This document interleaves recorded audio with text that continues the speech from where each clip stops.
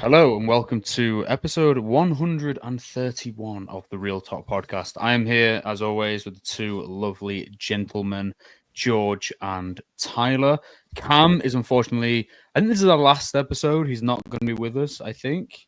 I think so. I think that's what he said. This is last weekend at work for him or something. So looking forward to having you back, Cameron, if you are listening. We've got a pretty packed episode today. Obviously, the big release of the week, Mickey 17, will also be touching on some of the other Bong Joon-ho films, giving kind of our ranking of his filmography. Got some movie news as well, got a good few bits in there. First of all, just want to shout out all the people listening. If you haven't already, like, YouTube, Spotify, comment. You know, I've only just started reading the Spotify comments. I actually forgot about them for such a long time. I don't know. I don't know if I've ever read our Spotify comments. Yeah, it's like been a bit of an avalanche. Like Spotify introduced comments probably like 6 months ago, and it'd be like we get like one per episode, but now it's like at the point where we're getting regular amounts of comments. So everyone should comment something nice for Cam to read since he's missed the last few episodes. Just comment something nice. He's been busy working weekends and 2 kids now. So everyone stop what you're doing right now and comment something nice for Cam, and we'll surprise him with just a flood of nice comments. Comment like the best feature about Cam's appearance. That'd be a nice for him to look at. First of all, shout out our executive producers, Stefan Johnson, Devin Willett, Alex Kephart, and Cody Whitney. Appreciate you. If you haven't already, check out the Discord. We've got a bunch of stuff in there. We have having channels added on the daily at the moment. Very, very busy. Very active. You want to talk MMA, you want to talk football, come to me. You want to talk tennis. You got I would say George, but you got Tyler. I think Tyler's the tennis guy now. But yeah, before we get into everything, how are we all doing and what I've been watching? George, I will start with yourself. Ooh, how am I doing? I'm doing good. It was a long ass week of work. Texted one of my friends last night, and I was like, "Why did this week of work feel like it was a month of work?" Just a very busy week. A lot of projects that me and my team at work want to close out before the end of Q1. So March is going to be a very busy month. That's kind of it. So got dinner with a couple of old coworkers. Man, every so often we do these. How are we doing? And I just have nothing. I have no updates for our fans. And it's like, part of me, it's like, damn, I'm sorry you guys are listening to me talk about nothing. And part of me is like, damn, my life is boring sometimes. But it happens. Sometimes work gets busy. You get busy with work. I go to the gym, swim a lot this week. And then I come home and I just kind of relax. That's kind of the, I guess, ideal week when work is busy. Just leave work, decompress the gym, and then come home, cook, and then, watch whatever I watch with Victoria. So, yeah, that was about the week. The only thing I really did, I guess, was go to the movies to see Mickey 17, which we'll talk about in a minute or in a couple of minutes. About an hour. About an hour, as long as we usually yap for. What have I been watching? Mickey 17 is the only movie I watched this week, which is kind of crazy. Victoria and I have been catching up with Severance, so we're finally all caught up, thankfully. It was a nightmare trying to avoid spoilers on Twitter for the last couple of weeks. So I've been muting words on Twitter like Severance and Innie and Audi and Mark S. Helly. When I keep seeing like Innie on my Twitter, I'm like, are people talking about like that dead and shit? I'm so confused about it. I need to get on the Seventh wave for sure. Yeah, it's good. It's really, really good. I'm sure we'll do like a full episode on Severance season 2. But it's very good. Episode 7 is so incredibly heartbreaking. I did not expect that type of episode from Severance. So I really like the show. I really like season 2 as well. It's really shaping up to be something fantastic. All of our listeners, you guys might actually see and hear from Cam a little earlier than ReelTok episode 132 because Invincible ends this week, this coming week. I think the final episode drops on like Thursday. So hopefully we can get the fellas together maybe Thursday night to record or Friday night to record, depending on how everyone's schedule. Because we obviously do want to do an Invincible season 3 special for you guys. It's another one of those shows that we all, even Seth now, we all are very much loving. So I'm sure we'll get the fellas back. I know, Alex and Sammy would love to, Soups would love to. So that'll just depend on scheduling. Maybe we might even wait till the following week, but we'll see how everyone kind of lines up. But that's it, man. Yeah, I don't really have an update. That's probably like my shortest update ever, but that was my week. That was my week of watch single watch. My week of watch. Yeah, my week of watch, just one watch. Indian Wells is going on right now, so Tyler and I are going to watch a lot of tennis for the next week or so. And that's about it. Tennis is just like year round, isn't it? Tennis is year round. There's a tournament every single weekend. Players don't play a tournament every single weekend. The top players will only play the majors, the Masters, and then maybe like one or two 500s. What would you say like the average matches like the highest level? So like a Djokovic or something. How many times would he play a year? Oh, like how many times is like Djokovic and like Carlos playing per year? Yeah, like those guys at the top. I mean, Djokovic is in a weird point of his career just because he's a little older. So like I'll use Carlos. Right, Djokovic like 5 years ago, let's say, or something. Yeah, Carlos, barring injury, he's playing at minimum 13 events every year because he's playing all 4 majors and all 9 Masters. But then he'll play like Rotterdam, which is a 500. He'll play. What else has he played? He'll play Barcelona, which is a 500. It's a lot more. Yeah. So on average, like the top guys will probably play like anywhere from like 16 to 19 tournaments per year, just depending on how many like 500 and 250s they play. Novak right now will probably play like 6 tournaments for the rest of his career, maybe. How old is he? 37, 38, maybe. What's the peak? What's the prime ages of a tennis player? Well, Novak is the anomaly because Novak was still winning majors at like 35, 36, 37. Same with like Roger. But like, Andre Agassi, one of the GOATs, retired at 35. Pete Sampras, one of the GOATs, retired a little younger. Bjorn Borg, 11-time major champion, retired at 25 years old. What? Yeah. That's crazy. I mean, that's also an anomaly. That's a crazy story in and of itself. He picked off 11 majors before 25 and said, you know what? I really don't like tennis anymore. Just quit. It wasn't like injury, just like no. He literally was just like, I'm uninspired and I don't want to continue, playing this sport that I don't really fuck with anymore. He's in the sport today though. He's he coaches at the Laver Cup. He's very involved with like John McEnroe. So, weird stuff, but yeah, he was a GOAT. But yeah, that's about it. That's about it on my week. Again, slower week. I mean, it's the thing. It's like it wasn't a slow week. It was a long week of work. Just slow week in terms of like updates you guys care about. No one here wants to hear about my boring ass job. Tyler, how you doing? Pretty good. It's been a busy week. I'm traveling this week ahead for work. So it's been a week of prep. Didn't get as much as I've wanted to done, but that means today I'll be filming like 14 TikToks to be prepped for the next 2 weeks while I'm gone, or week while I'm gone. So that's always sounds fun. Like hell. Yeah, it's the worst. But so it'll be a long day ahead. But in terms of watches this week, I've not watched a whole lot. Like sometimes there's weeks where you don't watch much and you're like, you feel, I don't know, like I felt like I watched more than I actually did this week, but I guess I didn't. I watched 2 movies or 3 movies.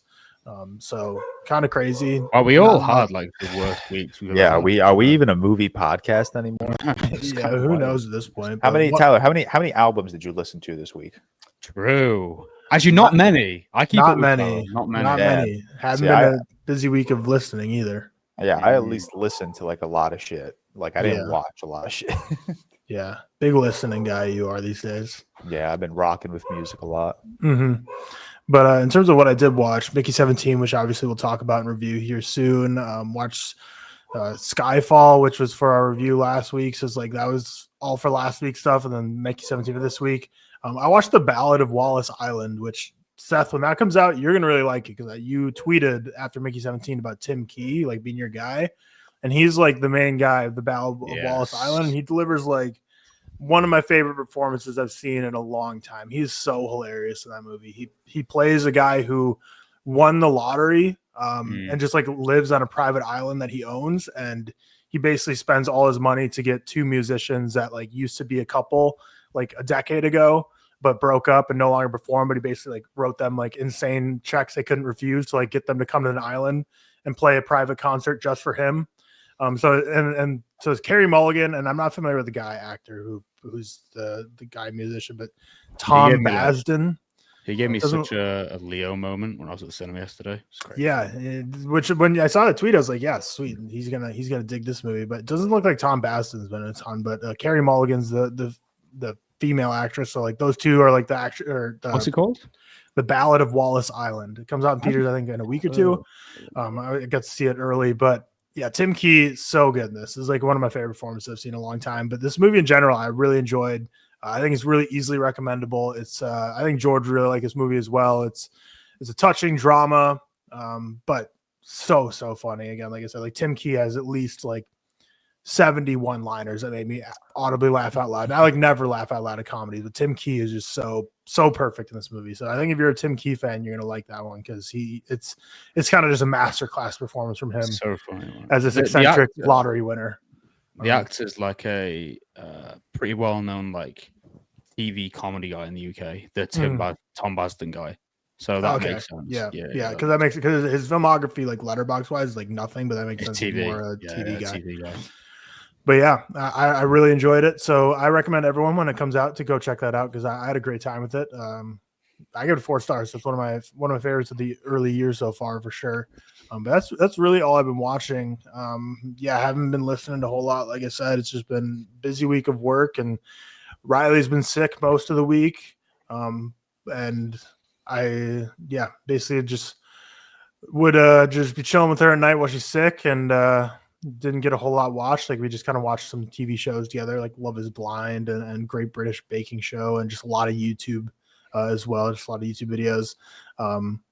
But yeah, hopefully I can get more watches this week while I'm traveling. If all goes to plan and I get everything filmed and prepped while I'm gone, that means I'm not really doing too much work outside of my actual day job while I'm traveling. So that means when I'm at my hotel at night, we'll just be kind of taking off, 2 or 3 movies or so a day, which will be nice and refreshing. But other than that, the week's been pretty standard. Not a whole lot. Watched a lot of tennis just because, like George and you just talked about, it's like always on. There's always tournaments on. There's one on right now going on in California. I just love tennis, man. It's just always on because it's on at all times of the day because there's always stuff going around internationally. So you just throw on Tennis Channel and there's always going to be stuff on. George, I doubt he ever thought we'd be at the point where he could just text me with zero context saying like, please tell me you just saw that. And I knew exactly what you're talking about, even though there's like at the time, probably like 8 different matches going on right now, but I'm watching the exact correct one at the exact correct time. And I'm like, yeah, I saw exactly what you're referencing. And that was disgusting. So trash. But yeah, no, it's fun. It's been a fun time. But hopefully the week ahead is chill, traveling up to Detroit. It rained here yesterday. I was supposed to get a haircut. I really need a haircut, and I was going to do some other chores. But that's the thing about I love rainy days, but Arizona gets like legitimately like 2 rainy days a year. Like we just went like 200 days without rain. So like I woke up and saw it was raining. I'm like, yeah, there's just no way I'm going to do anything productive today. I haven't seen rain in forever. Like, I can't go out in the public in the rain. I'm just going to just do nothing all day inside. So I actually love walking in the rain, to be honest. Like I love walks and I love the rain in general. Rain, just like a like a drizzle in the city. It's just a nice thing to do. I quite like it. Big rain guy.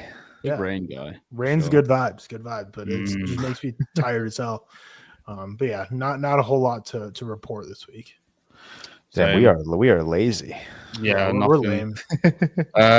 Busy work week, boring, medical issues, blah blah blah, boring, work boring. Actually, pretty good work week, to be fair.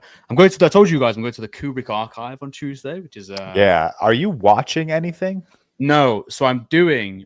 shout out my man, Henry. So he's a big, like, theatre guy. And funny enough, like, shout out our Patreon review. They're doing a Doctor Strangelove show at the West End.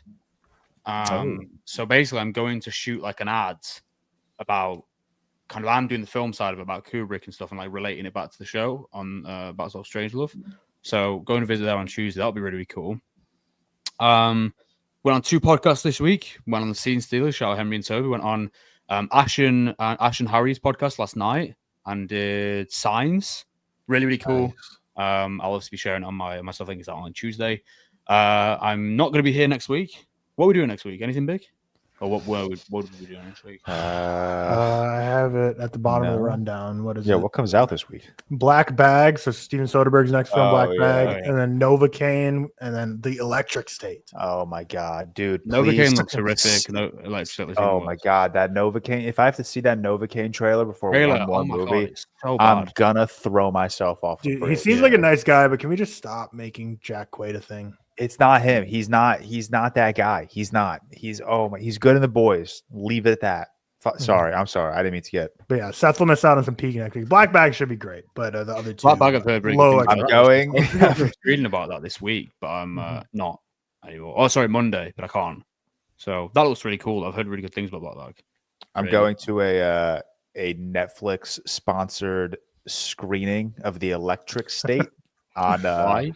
So this contact that got in contact with me about inviting me to it, like, she's cool. She invites me to a couple things here and there. Like, we follow each other on Instagram. So like, I know her, not like know her, but like I'm comfortable with her enough where when I got that invite, my reply was, hey, maybe I should sit this one out.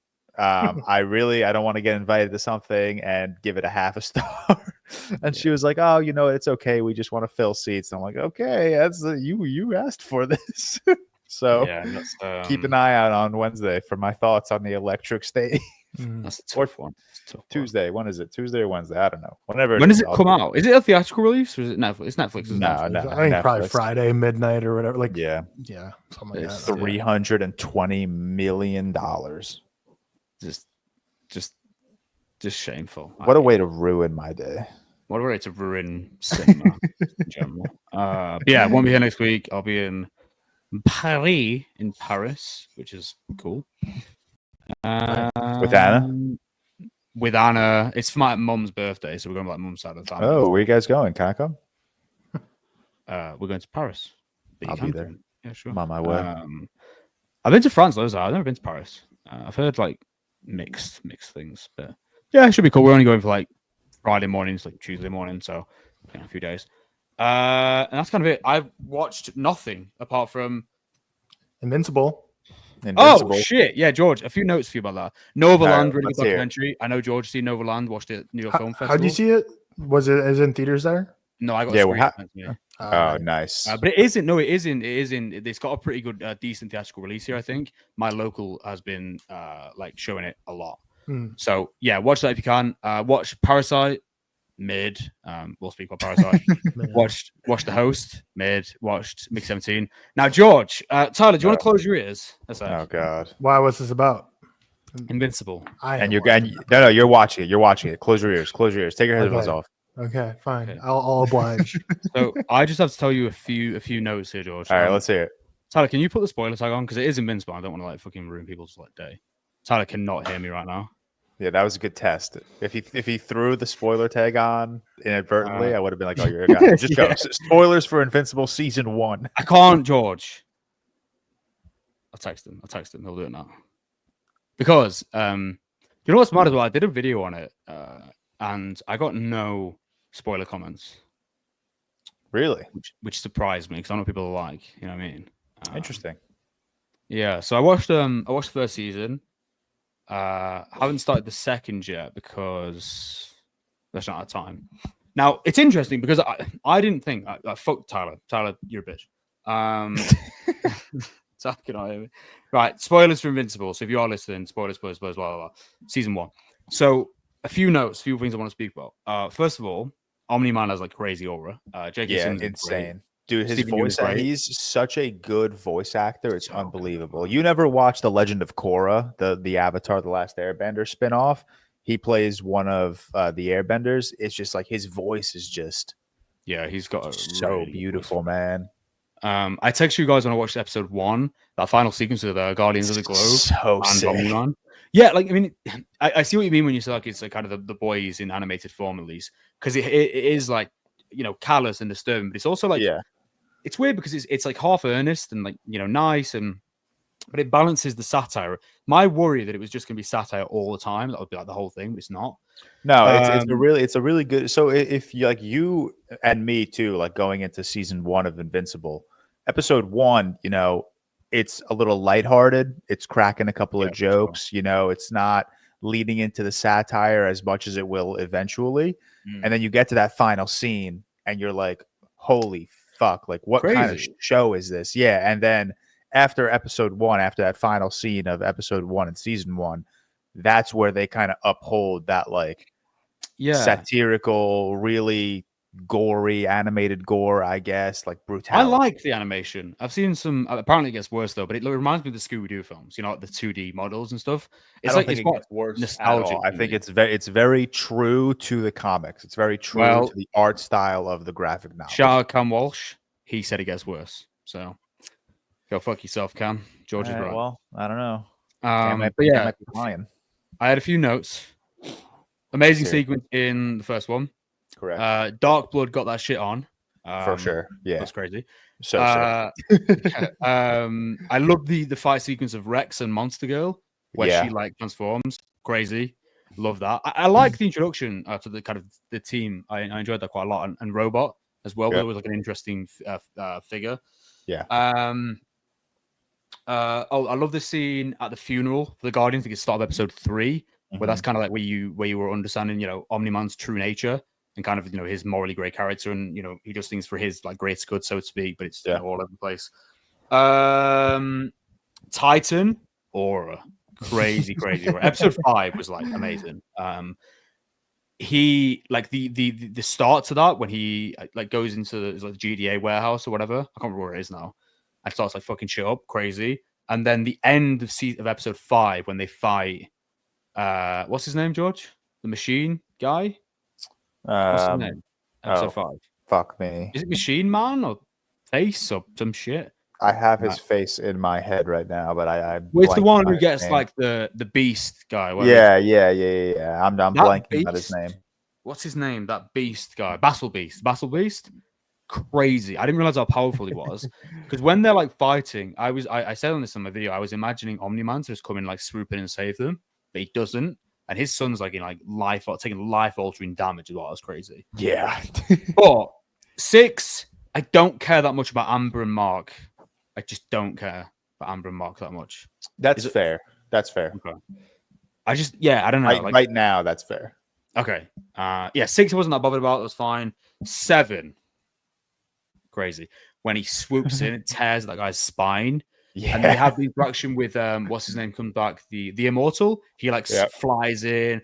They're fighting. Like Mark's like, we wanted to do a team up. They have that standoff with Cecil, whatever his name is. Cecil. He like sends the upgraded monster or whatever. He fights him. Crazy.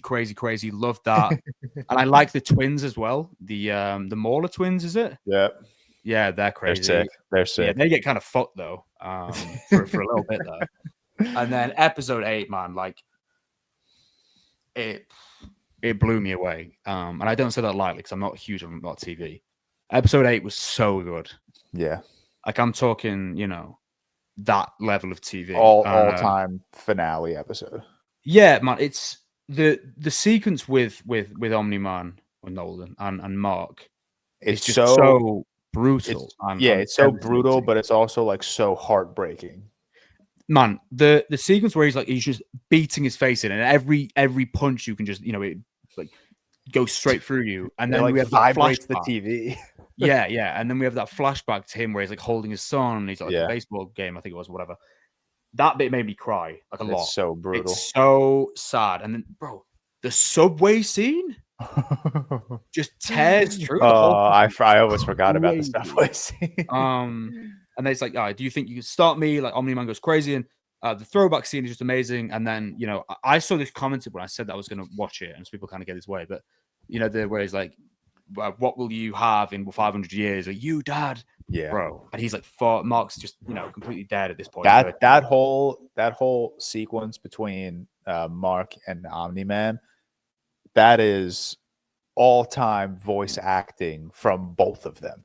I agree. Like both of them are like I've just listened to that scene, not even watched it, because I just want to hear Stephen Yeun and J.K. Simmons just shouting at each other. That is all-time great voice acting in that one scene alone. No, I agree. I think it's like you've got so much in it. It's such a brutal, showcase of like Omni-Man almost battling for, about what his duty is as this hero controlling, sort of surveying the land. I wanted and then you have Mark, who's just not understanding entirely. He's like, because shit. Mark Mark's like, how do you build a life and then just turn on it immediately? And it's that's why it's so heartbreaking. He's just, Mark's like just discovered his powers. He has this childish naivety towards it all. Yeah. Where Omni-Man, in his mind, he's doing these things like the Guardians of the Globe for the greater good and to protect his land, so to speak. It's all a bit morally grey. Yeah. But them going back and forth, that was like a really, really amazing episode. I adored that sequence. The final two, I think, is just it's a final two that rivals many, many TV shows in terms of like the final two episodes. But yeah, I'll be probably starting season 2 today. When did you say the episode 3, the final episode of 3 comes out? Thursday. Shit, man, that was fucking March. I didn't realize they were 45-minute episodes. I always say animated and just think like 20 minutes. No, these are like full. Like, I mean, not that sitcom half hours aren't full episodes, but these are like long TV show, like dramatic. Yeah. But I mean, I was happy for it because I really like it. So, yeah, I'll start season 2. I've heard that season 2. But then here's what I heard, and you can let me know. I think it might have been Alex who said it, or Sammy. I was speaking to them about it, and it's like, so this the wait between season 1 and 2 and how they release them. Yeah, we waited. People dislike it more when it got to, because it was like more of a disappointment. Where I'm going like straight from 1 to 2, it might not be as bad. Do you know what I mean? I really like season 2. I will say I think all 3 seasons have been fantastic. I don't agree with people saying season 2. I don't think it's as strong as season 1. But yeah, I think that weight kind of like dampened people's experience. Didn't they release it really weirdly as well? Or was that the recent season? Yeah, they released like, what did they do? They did like, maybe they did like, I think they released like half of season 2 and like part 1. And then like 6 months later, they released the other half. I think that's what they did. I could be forgetting it correctly. I'll be watching today, and I will let you know because I'm looking forward to it. And I think I'll probably be able to catch up hopefully by Thursday. But I'll wait for Tyler to get back. Someone texted him. That'd be impressive if you caught up by Thursday. How many episodes in season 2? 8. How many episodes in season 3? 8 again. This is the 8th one. This is the 8th one about to drop. Yeah.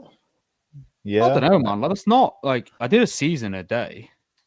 Yeah, true. I mean, we're not doing the podcast tomorrow, and I'm not doing anything tomorrow. Oh yeah, true. So you could just kill one season tomorrow. Yeah, I'll be able to catch you up. Dude, when you're done with Invincible, you got to watch Arcane. I know, I said that's one, but I kind of want to get Anna to watch Invincible. Really? You think she'd like something like that? Yeah, for sure. Yeah, probably. She liked The Boys. Oh, she watched The Boys. She really liked The Boys. I don't know if she watched the last season of The Boys though. Do you watch The Boys? You don't watch The Boys? No, I've seen one episode ever. Yeah, I was gonna say. I was like, I don't remember you ever. I've seen the moment where Jack Quaid's girlfriend gets like ran through. Gets literally ran. And that's not a euphemism. I mean, like literally ran through. No, like someone literally runs through her. Yeah, that was crazy. She gets ran through. Out of context, that sounds crazy. Yeah, Jack Quaid's girl got ran through. I think I'm gonna do like some more TV this year. I mean, kind of like a TV mood, you know? Yeah, I agree. I want to now. Like Severance is kind of like kicking me into like overdrive of like I want to watch because everyone's talking so like positively about Paradise. That new what is Paradise? I don't know. It's like this new Hulu show that everyone's talking about somewhere where like I don't know. It's fucking Succession, man. It's like yeah, Succession. You should watch. Succession is very good. I don't hold it as highly necessarily as I think a lot of people do. Like I don't know if it'd be in my top 10 or 15 TV shows, but it is. Yeah, but that's like a massive. Yeah, that's still a massive praise. It's still a very good TV show. What else? Like everyone keeps telling me to watch Silo, that Apple TV one with Rebecca Ferguson. Silo? Yeah, Apple TV released a lot of shows that apparently a lot of them are quite good though. To be fair. That's what everyone keeps saying. Like Apple TV is like they got to work on their marketing because they're sneakily apparently releasing some very good projects. But no, Slow Horses. What's Silo? Yeah, Slow Horses too. Gary Oldman was nominated for every award under the sun. Oh yeah. But what is Silo? People keep telling me Silo. It's like this dystopian film where show. Sorry, I could be. I have no idea what Silo is about, but I'm It pretty sure sounds someone. like your sort of thing. People live Yeah, in a it sounds like. society full of regulations they believe meant to protect them in a ruined and toxic future. Yeah, exactly. Yeah. So that I'm very excited. That I would like to watch. Did you ever watch 1899? Which It one's was that that? one season on Netflix, and then it got canceled. It was No, like because the that was the mind same writers fuck. as Dark, wasn't it? But I never watched it. It was the Was it? same. I never watched Dark. It was the same creators. Dark's meant to be like Yeah, Dark's meant to be like the greatest show ever. It was the same writer as Dark, but he got cancelled after a season, didn't it? Because I had a friend who really liked it. Yeah, I really liked it. Have you seen The Leftovers? No, I keep being told to watch The Leftovers. dude, I'm telling you, TV is just not my thing right now. Like outside of Severance and like, no, literally outside of Severance, I'm not watching like anything that's not a comic book TV show right now. Like, yeah, but it's too much of a commitment. That's the problem. Yeah, exactly. It's already too much of a commitment trying to keep up with like all the MCU shows and the Penguin and Your Friendly Neighborhood Spider-Man and Invincible and The Boys and. Oh, are you still watching that Spider-Man thing? Your Friendly Neighborhood Spider-Man? Mm. Yeah, it's done. Season 1's over. Is it good? Oh, you did a video on it. Yeah, we did a video on it. What are you talking about? Yeah, it was very good. Yeah, no, we all very much liked it. But yeah, outside of like comic book television, it's so hard for me to like keep up with other besides like Severance. Severance is the only show right now I'm watching that isn't a graphic novel. Yeah, I agree. Tyler, watch Invincible. Facts. I was in the same boat. It's really fucking good. What is it even on? It's Amazon, right? It's Amazon, yeah. Prime. Tyler, it's animated and it's a lot of action, which are your two favorite things. Yeah, sounds right up my alley. And honestly, man, the last episode will blow your socks off. But it has J.K. Simmons, right? That might be all I need to sell. It does have, and Steven Yeun. And J.K. Simmons is like, and Sandra Oh, so good, so good. This is insane. Oh my god, it's so good, man. It's so good. We will move on to like, I guess the bulk. We're doing the review first, yeah. We'll move on to the bulk of the episode. The long awaited, feels like it's been what? When was it meant to release? When was its first release date? Like 55 days like ago. January 2024 was like no, it was like a year and a half ago, wasn't it? Yeah. Mickey 17, the new Bong Joon-ho film, released this week. Just with the synopsis: unlikely hero Mickey Barnes finds himself in an extraordinary circumstance of working for an employer who demands the ultimate commitment to the job to die for a living. So this is starring Robert Pattinson, Naomi Ackie, Stephen Yeun, Mark Ruffalo, Toni Collette, Anna Maria. I think you're good. You got the big ones. Bartolome, Tim Key, shout out Peep Show. Also, any of you guys catch it? George, you've seen This Is England. Did you catch Thomas Turgoose in it? No. You know the main guy in This Is England, the kid? Yeah. Yeah, he's in... He's like... You know when they...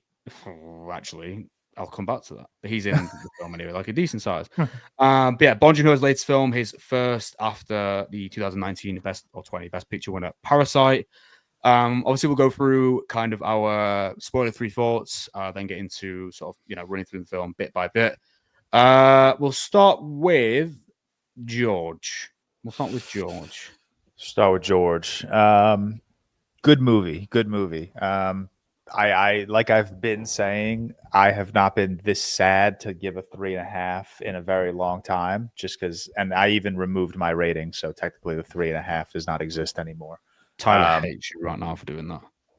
Yeah, I know. Tyler's a big. I don't care. He says with his lip, fucking hates you right now. I will put a rating back on. I just want to rewatch it. I had tickets to rewatch it last night, and honestly, I'm a little upset I didn't go. I was just so tired because I did want to watch it again before we spoke about it. But no, it's not even that I'm upset I didn't love it as much as I wanted to. It's that like my feelings are just very all over the place right now because it's a movie that has so many ingredients that I love in film. It's this big science fiction, backdrop. It's beautiful. You're introduced to this new community on this space vessel. It's a brand new like world of science with the Expendables and this new planet and their inhabitants. It's beautiful. It's gorgeous. And the movie looks fantastic. And then you have Robert Pattinson just putting on such a fucking show. Like, he's so unbelievably good in this movie. It makes me uncomfortable. And I love him so much. And even the supporting cast, Naomi Aki, Tony Collette, Mark Ruffalo, so funny. Mark Ruffalo was so good in this movie, man. So like, that's why my feelings are so all over the place, because individually all of these ingredients, they work, and they work quite well. I just don't think narratively I was ever grabbed as much as I wanted to be. It's standard Bong Joon-ho. There's so much sharp social commentary, which I always appreciate from him. It's never subtle. It's always so in your face, and I love it. But I don't know. There was just something about this particular narrative that I didn't find myself attracted to. The whole, taking the baby of the inhabitants of the planet getting like upset. And then you have, Ruffalo and Tony Collette, being fucking jackasses the entire movie. It's funny. It's witty. Its commentary is very sharp. It's very in your face, which, that could be hit or miss for me. There's a lot of examples in film where the commentary is just so in your face, it's obnoxious. But Bong Joon-ho has just such a distinct eye and just such a very fun and interesting way of approaching social, political, economic commentary in a way that just like makes it feel fun, I guess. But I don't know, narratively, the entire movie was like, I was sitting there watching it and I was like, wow, like Pattinson is so good. Wow, I really love this set design. Wow, even Steven Yeun is fantastic. But like something narratively just wasn't grabbing me. And that's what's really frustrating me about like my relationship with this movie, is that I can't even particularly like pinpoint what it is. It's just the narrative as a whole. This particular story just never grabbed me as much as I would have liked it to. And a lot of people keep commenting on my TikTok videos and Instagram videos like, if you go into this movie with the mindset that it's going to be the next Parasite, you're going to set yourself up for failure. I did not go into this movie thinking it was going to be the next Parasite. I don't think anyone went into this movie thinking it was going to be the next Parasite. There's no way you watch that trailer and think to yourself, oh shit, this is the next Parasite. Such a different vibe, such a different aesthetic. This one plays way more into that quirky comedy. This one plays into like the science fiction element so much more, obviously. So wildly different experiences. It really never grabbed me, which is such an interesting way to look at this movie, which is why I even removed my rating from this film. Because like, I'm thinking to myself, on one half, everything's there. Like, everything you could ask for from a Bong Joon-ho film is there. And not only is it there, it's good. It's great. The commentary, fantastic. Mark Ruffalo genuinely was making me like laugh my ass off. Tony Collette is just so weird, and she plays this rich white woman just so fucking brilliantly. Robert Pattinson's playing two roles prominently, but multiple roles throughout the movie. Naomi Aki, she even has a massive like shouting scene at the end of the movie, and I'm like, wow, she's so fucking good in this movie.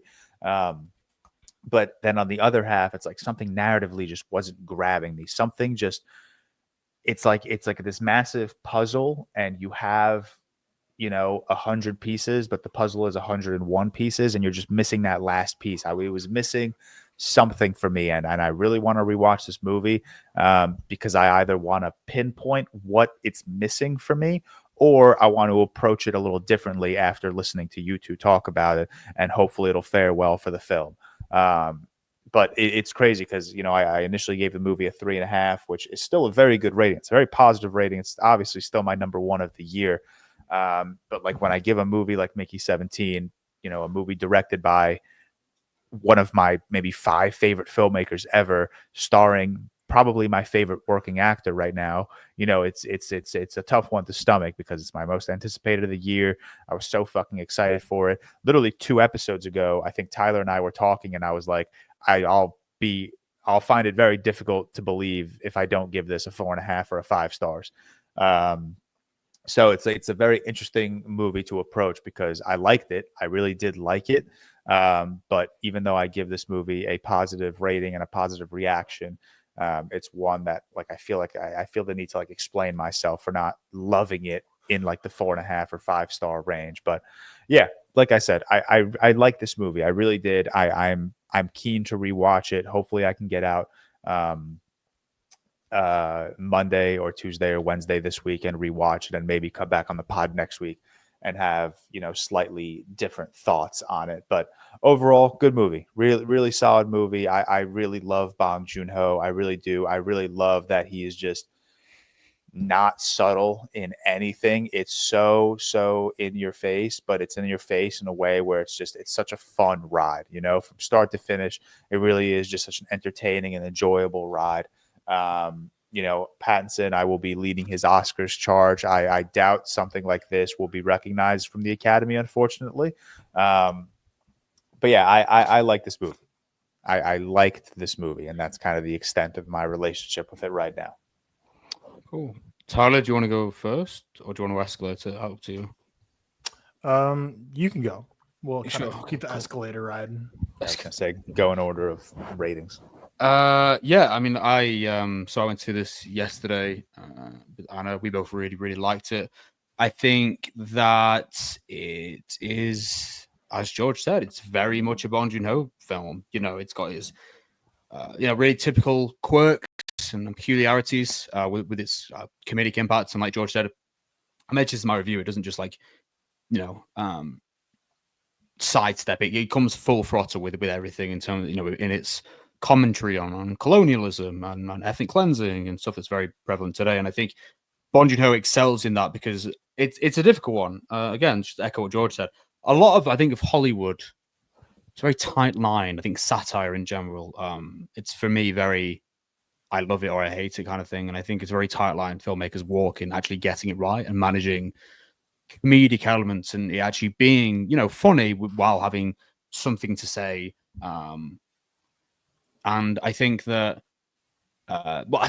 I love the cast in this. I think Pattinson is just like amazing. It's like this, dualistic performance, kind of, especially when they both come into play, going back and forth. Mark Ruffalo is an interesting one. I actually saw a lot of vitriol towards Mark Ruffalo before watching. I like Mark Ruffalo anyway, to be honest. So I actually quite enjoyed him in this, quite a bit. Obviously, is this like kind of like very caricature dictator, a lot of real life parallels, which is something that's very prevalent throughout this whole film. Same with Tony Collette as well. It's very much built of like these bits and moments and these comedic elements, which I really enjoyed. And I think that's kind of where Bong Joon-ho excels. And I think this was him almost having to play around with that and almost maybe calling out to his critics at certain points as well. Is it, like I said this in my reviews, over the top? Sure. But I think, anyone who's seen all his films will be kind of accustomed to that by now. It's very, very silly. And I think that it's one that I get what people aren't loving. For me, actually, and we'll go into this more when we go to talking about like our rankings of the film, but it's not necessarily like a minor work for me. Actually, it's like quite up there. And I think it makes sense in terms of his sort of progression throughout his career. More similar to like The Host, I would say, of any of his films, just that he's very, very, uses these big moments and has these vessels for, political commentary, but also is very, anchored by comedic effect. But yeah, I really liked it. I love performances. Also, the sound, by the way, I forgot to mention in my review, the sound is crazy, like crazy. Just hits you at every angle all the time. Amazing. Love that. Yeah, I go a 4. Really, really enjoyed it. My number 1 of the year of the 2 I've watched. The Monkey being the number 2 of the year. So, on a good shout out. Yeah, Mickey shout and out. Monkey bookending your year. True, actually. Yeah, shout out all's good. But yeah, Tyler, spoiler-free thoughts. I know you well, I guess the highest by a little bit. Yeah, I really love Mickey 17. It worked for me pretty much on every avenue. So starting with the obvious, you've already touched on, like Robert Pattinson is as fantastic as one would expect from, one of our greatest chameleons working today, one of our greatest actors working today, one of the greatest voice changers working today. He's fantastic in this. Everyone was hyping up the lead performance, the sporting performance, and he's great in both because obviously every Mickey iteration is very different personality, but the two you kind of sit with for the majority of the movie, 17 and 18, is the, very starkly opposite. He plays him brilliantly. But yeah, the entire cast, Naomi Aki, I don't know if I've ever seen her anything. Did you not watch Blink twice? I did not watch Blink twice, but I guess she was in The Holy Rise of shit. Skywalker, so I won't hold that against her. But she was really good in Blink twice. She was like the only good thing in the film for me. So yeah, but I haven't seen her anything, but she's phenomenal in this. I really loved her. Stephen Yeun, he's there, and that's not to say he's bad or anything, but I just don't really think he gets a few moments, but it's not really the Stephen Yeun nice show. to see, isn't it? It's so interesting because Stephen Yeun is higher billed than Ruffalo and Toni Collette, but I feel like his character was kind of minor compared to the two of them. Yeah, for sure. Mark Ruffalo and Toni Collette are great. Obviously, like poking fun at a lot of what's going on in today's politics. Very on the nose, as George was mentioning. But this entire cast is bringing their A game, and I loved every one of them. And I'm not the biggest Mark Ruffalo supporter in all his performances, but I loved him in this. I thought he was hilarious. Not only like the accent he was bringing and the facial mannerisms, but so many just like hand gestures he was making were just hilarious. And Toni Collette, I wanted more of her. She was so great in this as well. And in terms of a production, I thought this thing was super tight. I thought like Seth was saying, the sound design was great, but I thought visual effects didn't miss a beat. I thought cinematography, there was a lot of stunning shots. So, when a movie gets delayed and pulled up and delayed and all this kind of stuff, you kind of worry like, oh, there's going to really look like a chopped up, massacred version, which I'm sure this looks a lot different than Bong Joon-ho's like initial cut. And there's a lot of things hacked pieces. But in terms of everything that this looks like a very polished movie at the end of the day. It looks and sounds and feels like a polished movie. So really appreciated that. But this works on just so many levels for me, and I already can't wait to rewatch it because it's a dense film, even though it is a very fun science fiction film.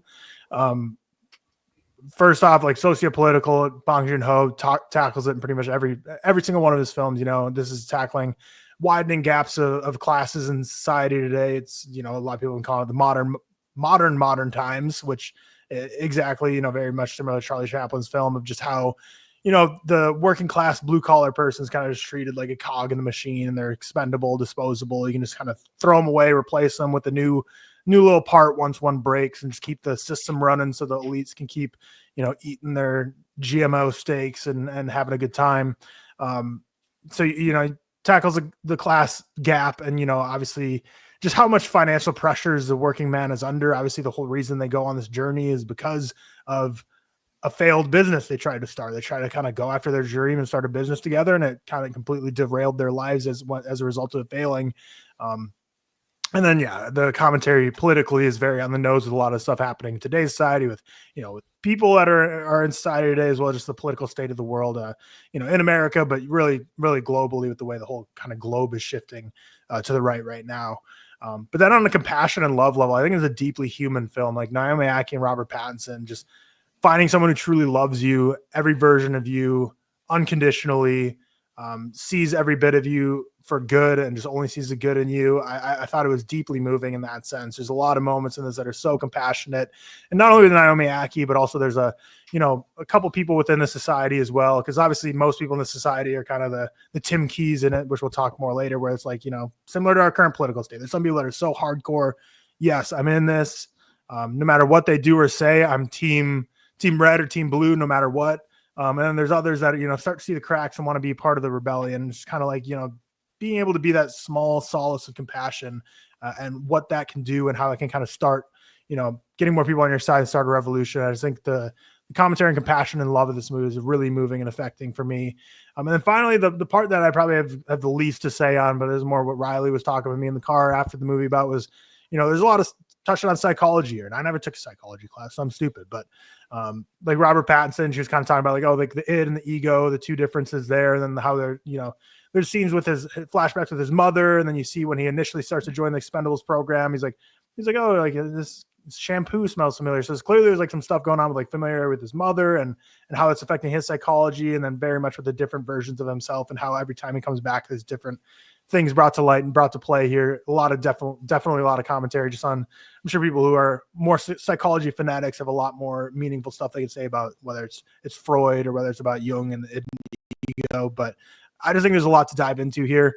Enjoyed talking with Riley about it after the movie, but even though I loved it densely thematically, I think it was just a fun movie for me that I had a great time with. So it flew by for me. I don't know. It was probably, like 2 hours, 20-ish minutes or so. Creepers are really cute. I actually like that. I wanted to turn my eyes away when they were getting hurt. It made me really sad. Yeah, seriously. Tony Collette like cussed the tail off of the baby, and I was like, "Yo, fuck It made off!" me really, really sad. Like, don't do that. Yeah. Do you guys know I should check. Do you know the cinematographer is in this? Sayambu Mukti Pram. No, but good guess. Darius Konji, who did Seven, Uncut Gems, Okja, Panic Room. Movie does look beautiful. Yeah, exactly. So Bardo, that movie got nominated for cinematography. I remember. He got a bag. Funny Games. Mm-hmm. The Beach. To the Beach. Yeah, cool. Yeah, I mean, do we want to start now, or do we just kind of want to run through moments, scene by scene, whatever you want to do? We'll just run through the movie scene by scene, or like the big moments, not necessarily everything, but. Right, cool. I mean, Tyler obviously already mentioned it. Obviously, we open up. Well, how long? Actually, this is a good question. So obviously, we open up and he's kind of fallen down the cave area. The ice. Yeah, and then he's like on ice, and Stephen Yeun comes down and basically takes his flamethrower, and it's like this kind of the introduction in terms of obviously we knew going in, but as someone who knew nothing about the material because we're nerds and we just watch trailers and shit. This kind of the introduction that we get, it's like he takes his flamethrower and he's like, I'm not going to come down and risk it for you because you're an expendable. You'll die anyway, and this is kind of the whole point of the film that he's expendable. So they kind of just leave him down there. How long actually is it until we get back to that moment? Because then obviously it goes back to it's forever. Yeah, because you like go back to minutes, I didn't realize we were gonna jump like all the way back to an origin story. Like we meet up with Mickey after that when he's on Earth, like not an expendable. Yeah. And then it takes a while to get back. We don't get a title card for like 25 minutes to a half hour, maybe even longer, honestly. Because maybe even longer. It goes back to when he's on Earth and like Tyler said with kind of the business they tried to set up with Stephen Yeun's character. He gets in trouble with those things were cool. The gangsters the the balls thing. Yeah, follow them, electrocute them. They were crazy. And then we see him kind of apply to be an expendable. This is obviously one of the biggest moments in the trailer that he's like applying. She's like, do you know what that is? Do you know what that means? And obviously this is the thing many people apply for in that. They have this software, what's like a body printing. Is that what it's called? Yeah. Body printing machine. They want to use again to test things that comes. Is a very much comparison through the rest of the film. He basically, what happens then? So he applies. This is where we get an introduction to like Tim Key's character and kind of the followers of Mark Ruffalo's character, all wearing the colors, all wanted to get kind of like on camera speaking about him, so they get a chance to what is it? They get a chance to, I don't know, just hopefully get invited to his dinner. He has like a weekly dinner. Or the dinner or whatever. Which, by the way, that I just foreshadowing what I'm going to say. That steak looked fucking horrible. What the hell? Yeah, that was the raw one. Yeah, man, that is like, disgusting. I'll eat blue, but like, that was weird. So we get like an introduction to kind of the followers and the group and the again parallels to real life with that, and then it kind of trying to think. So does it cut straight to the spaceship from there, or does it go anywhere else first? Pretty much. I feel like once we kind of realized at this point, so their business fails. They made a macaron shop. It was Robert Pattinson, Steve Young. And it looked nice, but then kind of you realize that Robert Pattinson they're going to this other planet to escape Earth because the gangsters are after them. You've realized Mark Ruffalo is a failed politician who's lost every election he's been in, so he's kind of like his it's like when European stars go to the MLS, they're like, I can't hang in the MLS or hang in the Premier League anymore, so we're gonna go to America and start dominating there. That's literally Mark Ruffalo here for going to space. And then also, you kind of also get the divide here where Robert Pattinson's an expendable, which from, I don't know, I believe he's the only one. And the only one is signed the up. only one. Yeah. So he's, which is like the lowest of low tier versus Stephen Yeun, who like, basically like, they're like, oh, he took like 3 lessons as a pilot. And all of a sudden he gets to be like, he gets super high honors as a pilot. So they're in very separate classes when they go to this planet as well. But then they get on the spaceship and that's where you kind of meet Naomi Aki.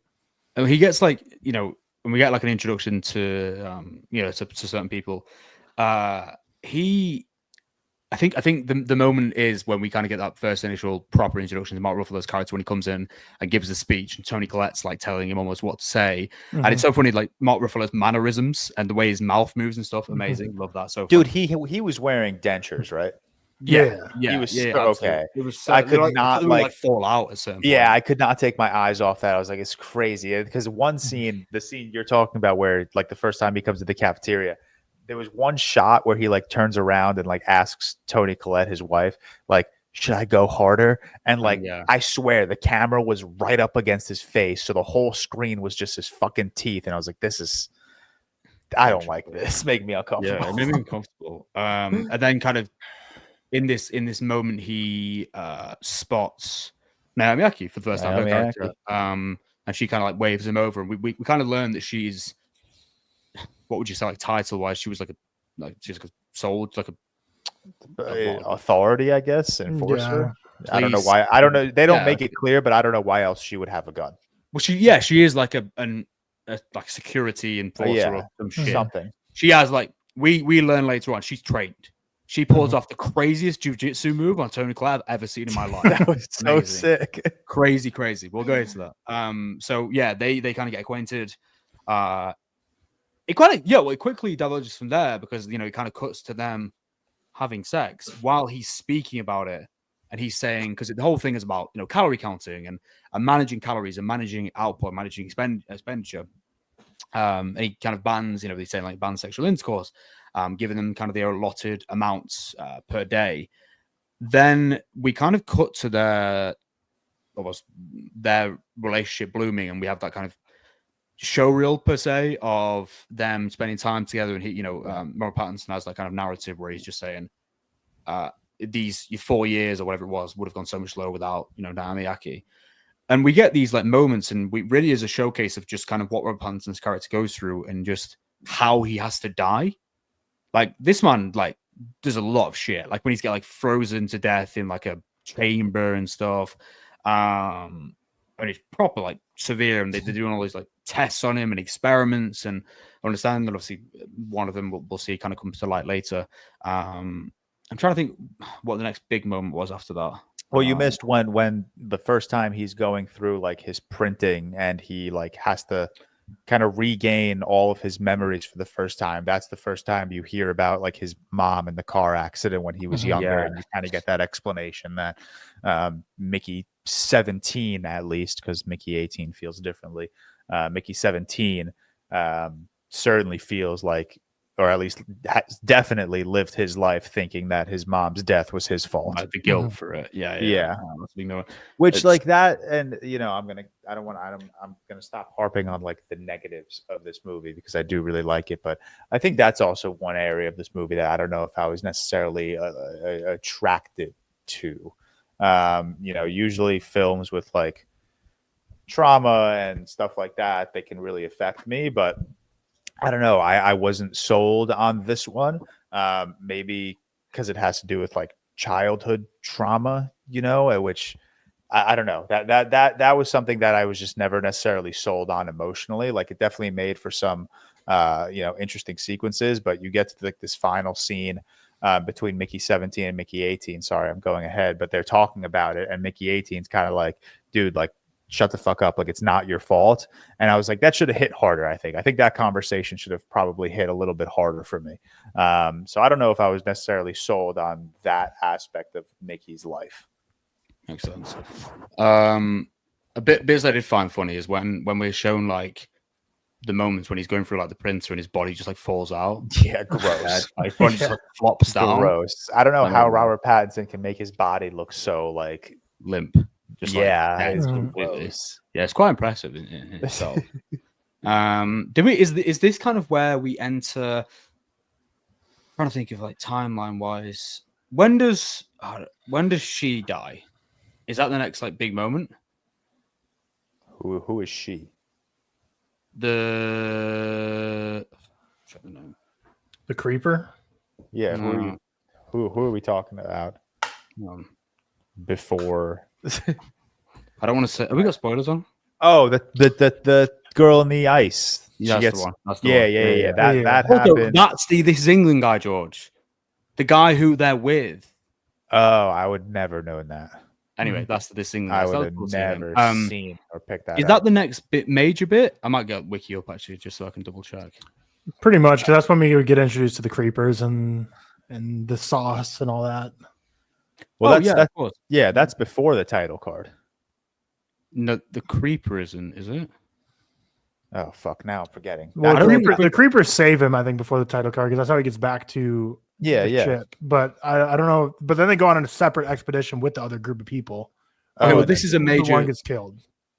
Okay. No. Doesn't the creeper save him on that expedition? Could be. I don't know. Blending together. He's by himself, because remember he was like. But I thought that's when it was, because he fell. No, it was after the girl died, because then Mickey 17 was like punished back out into the land. Oh yeah, you might be right. Actually. Yeah. Oh, yeah. Okay, so they go on an expedition with like 3 other people. One of them basically dies, like falls through the ice. And this is kind of where we get our first, proper interaction with the creepers, so to speak, who are like these big, fluffy walrus-looking guys, bears, cute guys. And then, are you sure, or am I remembering things correctly? I'm not remembering it properly, but I also don't think it matters as much as we are. True. Okay, fine. So then basically, anyway, we get to a scene where Mickey, the whole point of it is that Mickey gets, is trapped down on the ice, and it kind of reverts back to the moment at the start where we kind of see that section again, and Stephen Yeun's character leaves him. Then Mickey, the creepers come up to Mickey, and Mickey's thinking like, okay, I hope they, eat me quickly or whatever. And the expectation is that they're just going to eat him. They don't. They basically pick him up, drag him out. At that time, Mickey kind of has the assumption that it's because he's like bad meat, essentially. And that's kind of what everyone's thinking, because again, like lower, the real lower class nominated, so no one wants to touch him, even the fucking walrus guys do. Walrus is a better name for them, so I'm just gonna keep calling them walrus. And then he kind of gets back, and he's really, really confused about it. This is the thing, and this is the moment where we bump into 18, isn't it? Because he goes back to his bed apartment. His generous. To his apartment, lays down. Who's there? The moment you saw in the trailer. Yeah, Mickey 18. Yeah, that's the moment we saw in the trailer. He wakes up. They're like, Mickey 17 does a very funny noise that made me laugh. Just screaming his head off. And then what happens directly after that? Is that the chase sequence? Yeah, that's when Mickey 18 smacks him in the head with a fucking what is it? Dumbbell. The dumbbell. The tries to throw him down the I'm surprised he didn't just like die right there, because that was like, that would have killed him for sure. Yeah, for sure. Like, throws the dumbbell at his head, and then takes him to the incinerator, whatever, the lava pit. Takes him to the lava pit to basically dispose of him. Yeah, hell, pretty much to dispose of him and his body. I will say, just from the introduction of Mickey 18, the trailer did a good job at, I guess, hiding that Mickey 17 and Mickey 18 were going to have very different personalities. They're like, they are completely opposite. I think the trailer made it out to be that they were going to just be the exact same person, which honestly, logically, I'm still thinking, why would they have different personalities? But it absolutely does not matter. But I loved like the differences between the two Mickeys. One of them is like this. Like even the scene where after dinner, after Mark Ruffalo invites Mickey 17 to dinner, and Mickey 17's explaining to Mickey 18 what happened, and he's like, "Oh, I said thank you for dinner," and Mickey 18 like freaks out. Like that's just such a funny difference between like their two personalities. Mickey 18's like, "Oh, you should have fucking killed him on the spot." Mm-hmm. Yeah, they like juxtapose it really well, and I think there's like even more just praise goes to Robert Pattinson for the ability to portray the same guy, just in completely different circumstances and different personalities. So get to the fire pit incinerator, because Mickey 18 wants to dump Mickey 17 because he shouldn't be alive anymore. Well, realistically, as far as they know. And then Stephen Yeun, they like hide because Stephen Yeun's coming into the fray. We find out Stephen Yeun is a dealer of what's it called? Oxysulfrin? Yeah, something. Or something it's Oxy like that. something. Oxy, whatever. We'll just call it Oxy. And then I'm trying to think now. So he deals or whatever. Mickey 18 sees him, and he's like, this is the guy that's been, essentially like fucking us over. And he's like, I'm gonna kill him. And I'm like, that's why I'm like, man, this guy is like short fuse, like, you know, short temperament. He can't handle nothing. So he goes to attempt that feat. They kind of like fight out. Stephen Yeun's character essentially ends up in the fire pit. He must have very strong fingers. Dude, the grip strength. The grip on him, he must do like bouldering in his spare time. And Mickey 18 like stomped on his fingers too. I was like, holy fuck. And then he's like iron down there. Mickey 18 has like a what do you call it?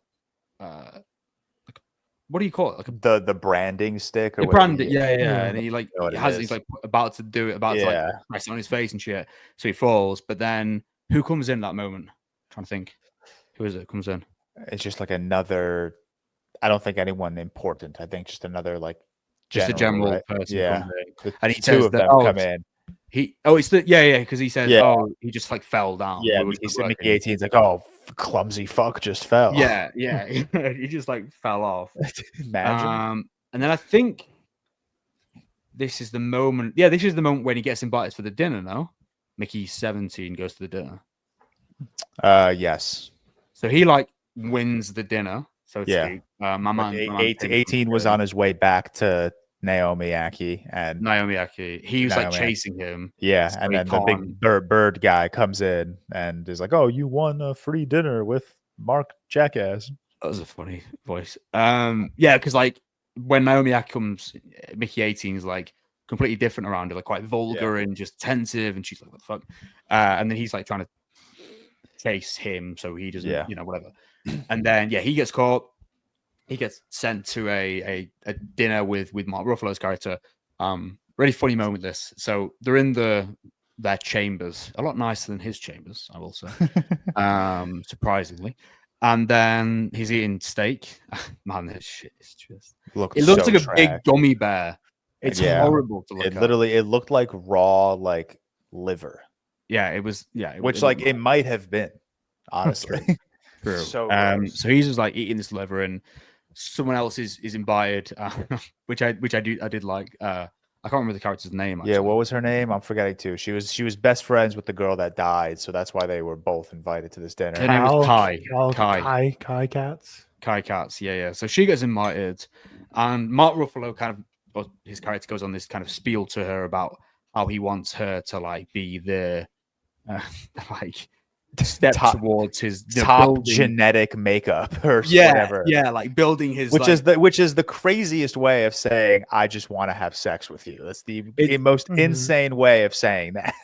And like build, her genetic makeup. He kind of slips, doesn't he? Because he says, what does he say now? He says like to join our religion. No way. He makes it very clear that like he wants to have sex with her, and not just like her genetic makeup be a factor in like experiments or something. Yeah, and he wants to like build this colony, on this land.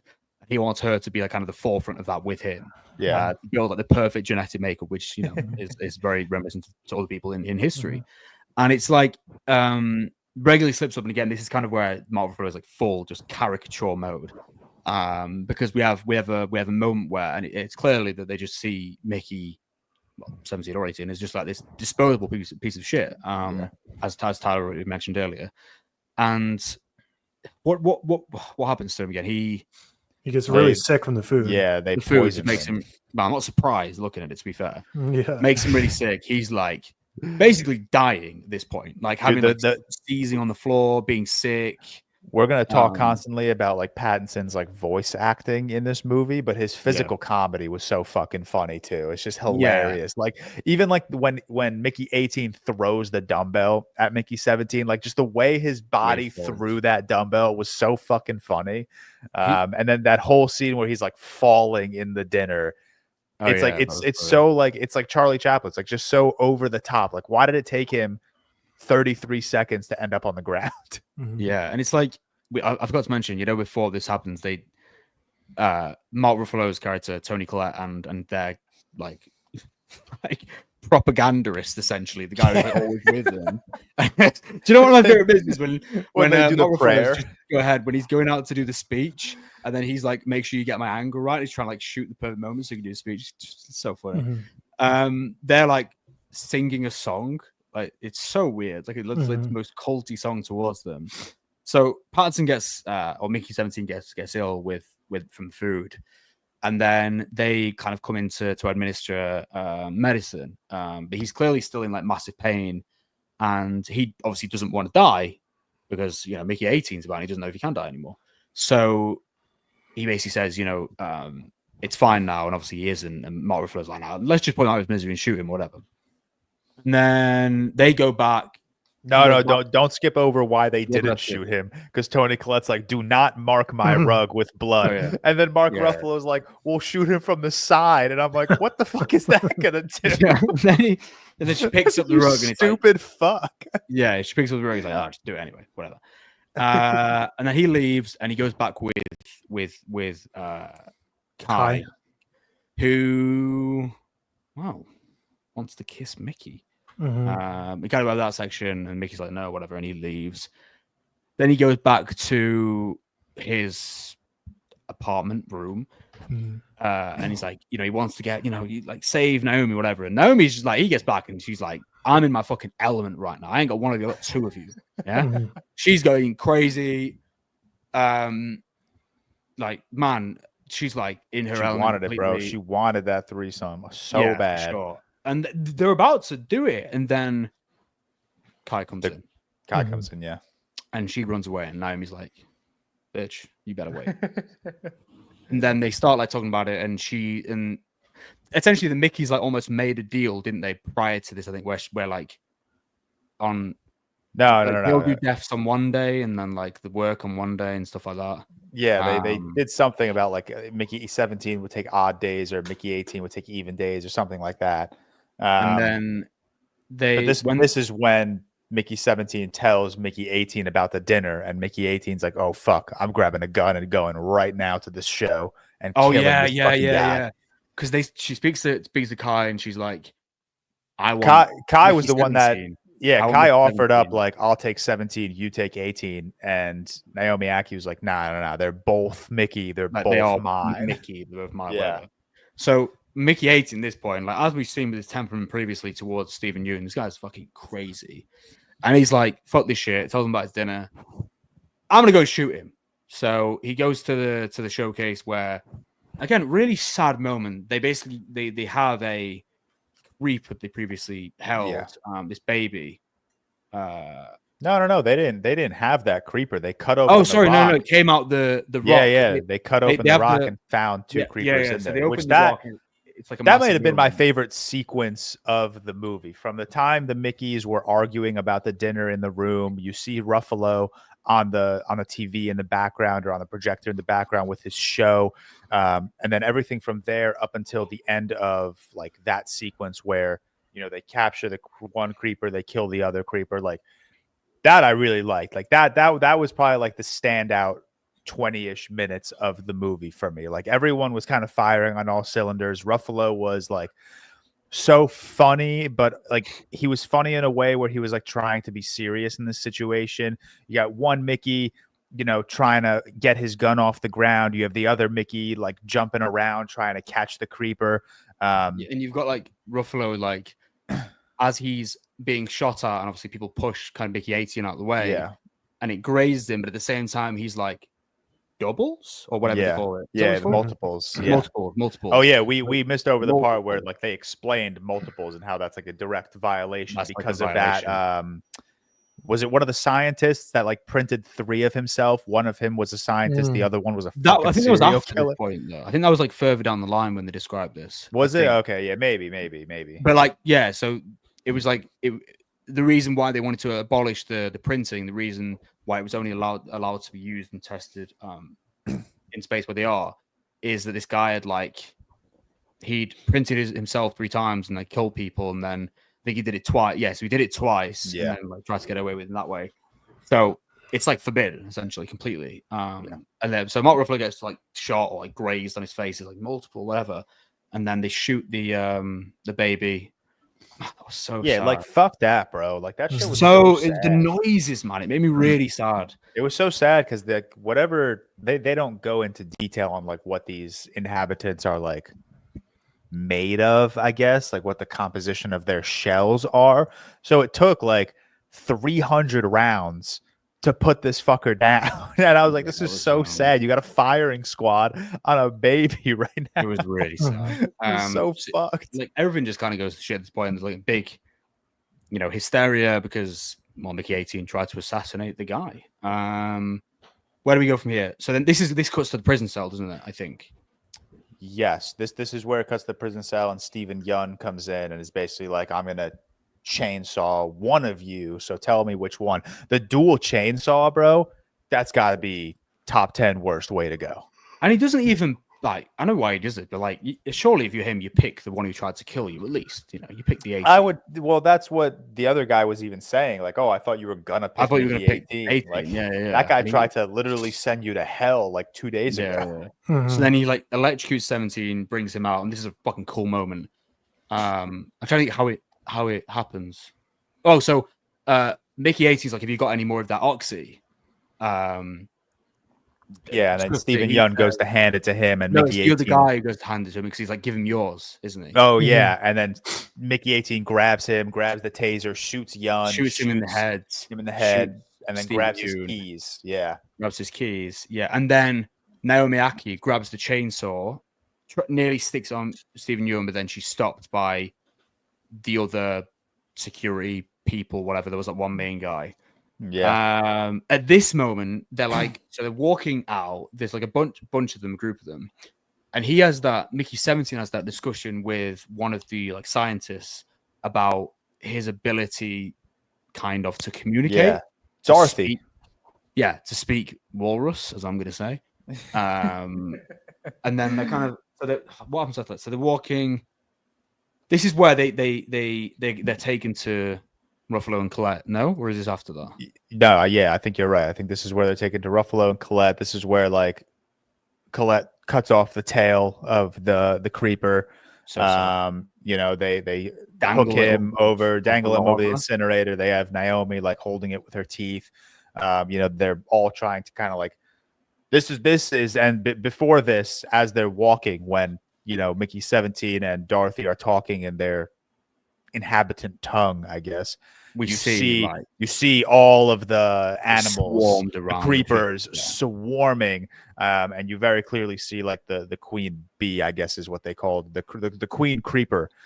Crazy big, by the way. Crazy big. Yeah, but this is where they're trying. This is where, because when they were in the jail cell, Mickey 17 tells Naomi about. I need to stop calling her Naomi. Nasha. Mickey 17 tells Nasha about his experience with the creepers and was basically like, yeah, they didn't eat me, they didn't hurt me, they literally like kind of saved me. And then they all not really Mickey 18, but Mickey 17 and Nasha were kind of like, oh shit, like maybe they're not here to fuck us up. Maybe they genuinely just want to coexist, and maybe they want to protect us. But you take Queen Creeper's baby, and it's game over. They all start swarming the ship. I'm gonna jump ahead a little bit because this is one part of this movie that I really loved. I loved when Mickey 17 and Mickey 18 were out in the open talking to the Queen Creeper, and they asked like, oh, like how, like what happens? Like, what are you going to do if we don't give you your baby back?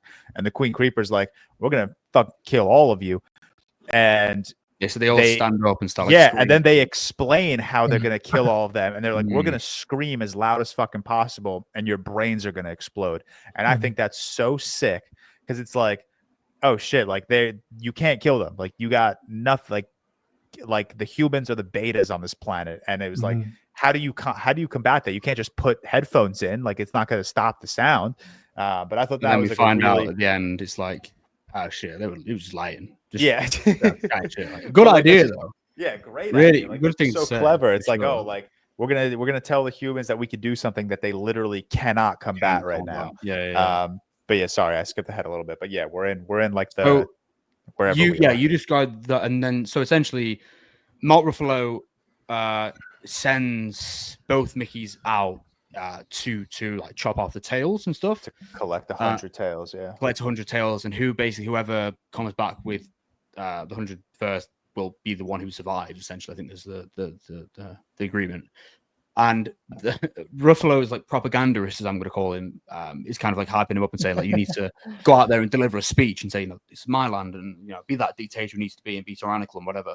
And then we should mention he puts on Mickey's. He's got like a bomb vest strapped to both of them. Yeah, which is, this still that we've seen from the film a million times. There's in the trailer, obviously.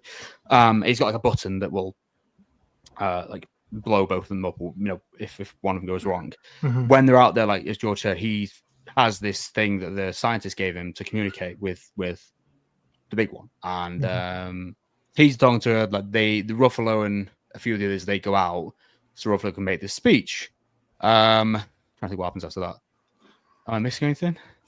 No, I love the translator, because I love that they never explain it. They never explained how they made this translator. They basically took the entirety of the movie Arrival and dumbed it down to a single translator. And I think that is so, and I mean this complimentary. It's kind of like, it's like sometimes you just don't need to explain these things. It's like in like Avengers Endgame, like when Tony Stark's ship in the beginning of the movie just like stops in space because they ran out of fuel. That doesn't make sense. Ship would not stop, but like who gives a fuck? We're not going to explain it. And the translator is just an example of like one of those like hilarious things that like probably should be explained, but it's like that's just not the point of any of this. So who gives a fuck? Yeah. And then they're all like kind of almost baiting the Ruffalo and co, aren't they? Because they all kind of get into these hordes and pretend to, you know, so they can fake out where the queen bee which one is. the queen creeper is. Yeah.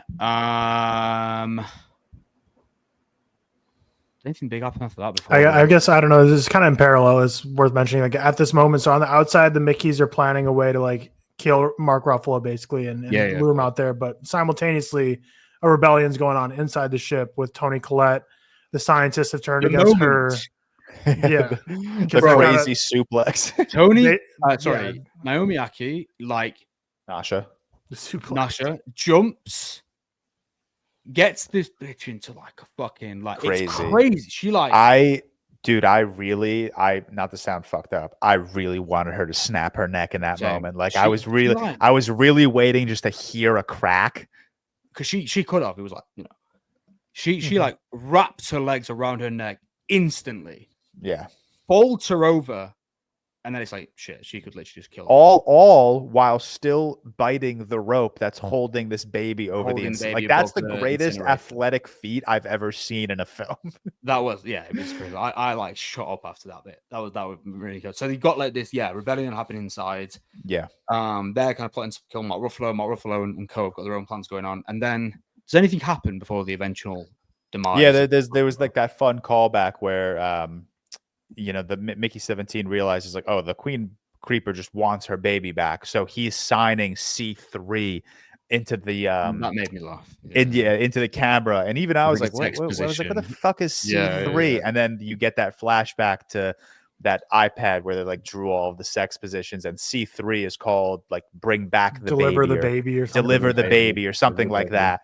And Naomi and Nasha like pieces that one together and grabs the baby, and then she goes out, and I think that's where they meet up. Yeah, that was funny. You know, when he was trying to like communicate, it was the baby at first, and he was like rocking his hands back. That made me laugh. It's like, no, dude, thank fucking God that baby was. I was so sad when like the Queen Creeper grabs the baby from Mickey 17, and the baby's like not moving, and I think Mickey 17 looks at Nasha and goes, are you sure it's alive? What's wrong with it? And then it like starts moving at the end, and I was like, oh, thank God it's fucking alive. And then Mickey 18 does the honorable thing. Honorable sacrifice. Like suicide bombs, essentially like jumps on their like, what would you call it? Their vehicle, their truck. Yeah, their ship. I like that moment of humanity where like Mickey 18 has Mark Ruffalo like pinned to the ground. He's like his fingers hovering over the button that says 18, and Ruffalo is just like, I could see it in you, like you're scared, you're frightened, like you've died so many times, but you know you still have that feeling, which obviously like we know the Mickeys to be human, and then they are, I don't even know how to describe it. Like they're human. They have human memories. They may be clones of the previous, but they are humans. And I think that little moment added like a little layer of humanity. And Mickey 18 was basically like, yeah, who gives a fuck, and still presses the button. Which was sad. I did not think that was going to happen. I thought they were going to kind of find a way to like coexist the two Mickeys with one another. But that was like a nice little like, I don't know, maybe not nice, but it was like a nice little like heartbreaking but kind of heartwarming moment. And like, you know, the rebellion succeeded, but you know, at what cost? You lost Mickey 18 in the process. Well, it was like a full circle moment because Mickey 17 says like everything in his life has gone wrong because of a button he pressed when he was a kid. So it's kind of like, right, just brings that full circle and ends it all. He's like kind of like his life gets back on track because of a button he presses to do some right as opposed to what he thought was wrong. I didn't even put that one together. I didn't in the moment, but like later when I was thinking about it, because I just kept thinking about like the button with the I wasn't even thinking about it. Like I just pieced that one together as you were talking, because the buttons with the 17, the 18 is like the buttons kind of choose the fate in the movie, and he finally kind of goes full circle. But yeah, Mickey 17 lives on. Mickey 18 sacrifices, and the rebellion takes over inside the ship. Tony Collette, Gonzo. We have that dream sequence, don't we? Where dude, which I had no clue what was going on. At first, I was like, wait, are they like duplicates? Something, is this real? And they at first I was like, this would make total sense. It's like, why wouldn't they want to print themselves? But five minutes ago, they had told us that Toni Collette slit her wrists in jail. So I was like, okay, she's dead. And then they get to like the scene with the printer. But also keep in mind, this was after they had made the announcement that they were going to blow up the printer. So I'm thinking, I'm like, what the fuck? Did they not blow up? Yeah, it was. They did a good job at masking that it was a dream. They did a very good job at masking that it was a dream, because on one hand, you know, like Tyler said, like, why wouldn't they print themselves? Like, why wouldn't they take advantage of that power of not being able to die, I guess?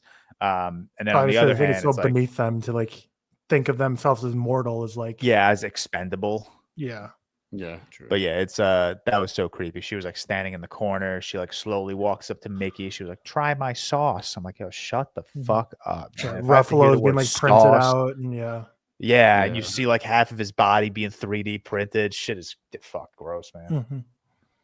Yeah, but that's like in the midst of the ceremony where they're blowing up the printer. And Naomi Aki's essentially like led. Yeah, she's the new kind of leader, and you have the rebellion people, because you know, at the end of the day, like they basically were led astray by like Mark Ruffalo as a tyrannical leader. But scientifically, I mean, they came up with that translator, but obviously they developed the technology to print people, and they could inhabit this world and travel galaxies. So clearly, like science-wise, they'll be able to live on this planet just fine. It's just a matter if they get the right person in charge. And I think it's just kind of, you know, symbolic of humanity. It's like we're all innately good people that have the capability of greatness in this world, but can, you know, just one person taking leadership can just completely derail everything.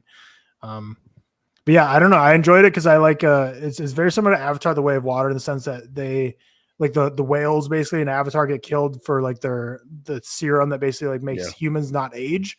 But this is like even more on the nose satirical, because like at least in Avatar you can be like, okay, I can see why humans would like try and go after something that would prevent aging. Like still is very like narcissistic, and like to be able to just destroy other life for this is still crazy, but you can at least see why. Whereas in this one, it's like to make sauce. Like there's no redeeming way you could ever spin this to be like, yeah, let's kill all these things to make sauce. But yeah, I think it's very also just with expansionism and you know, with like I think of like the, you know, Native Americans conquests, like, you know, how he's like, bring me back 100 tails, you know, similar to like probably, you know, on the nose of like 100 scalps, and how it's like, you know, there's our land, push them out.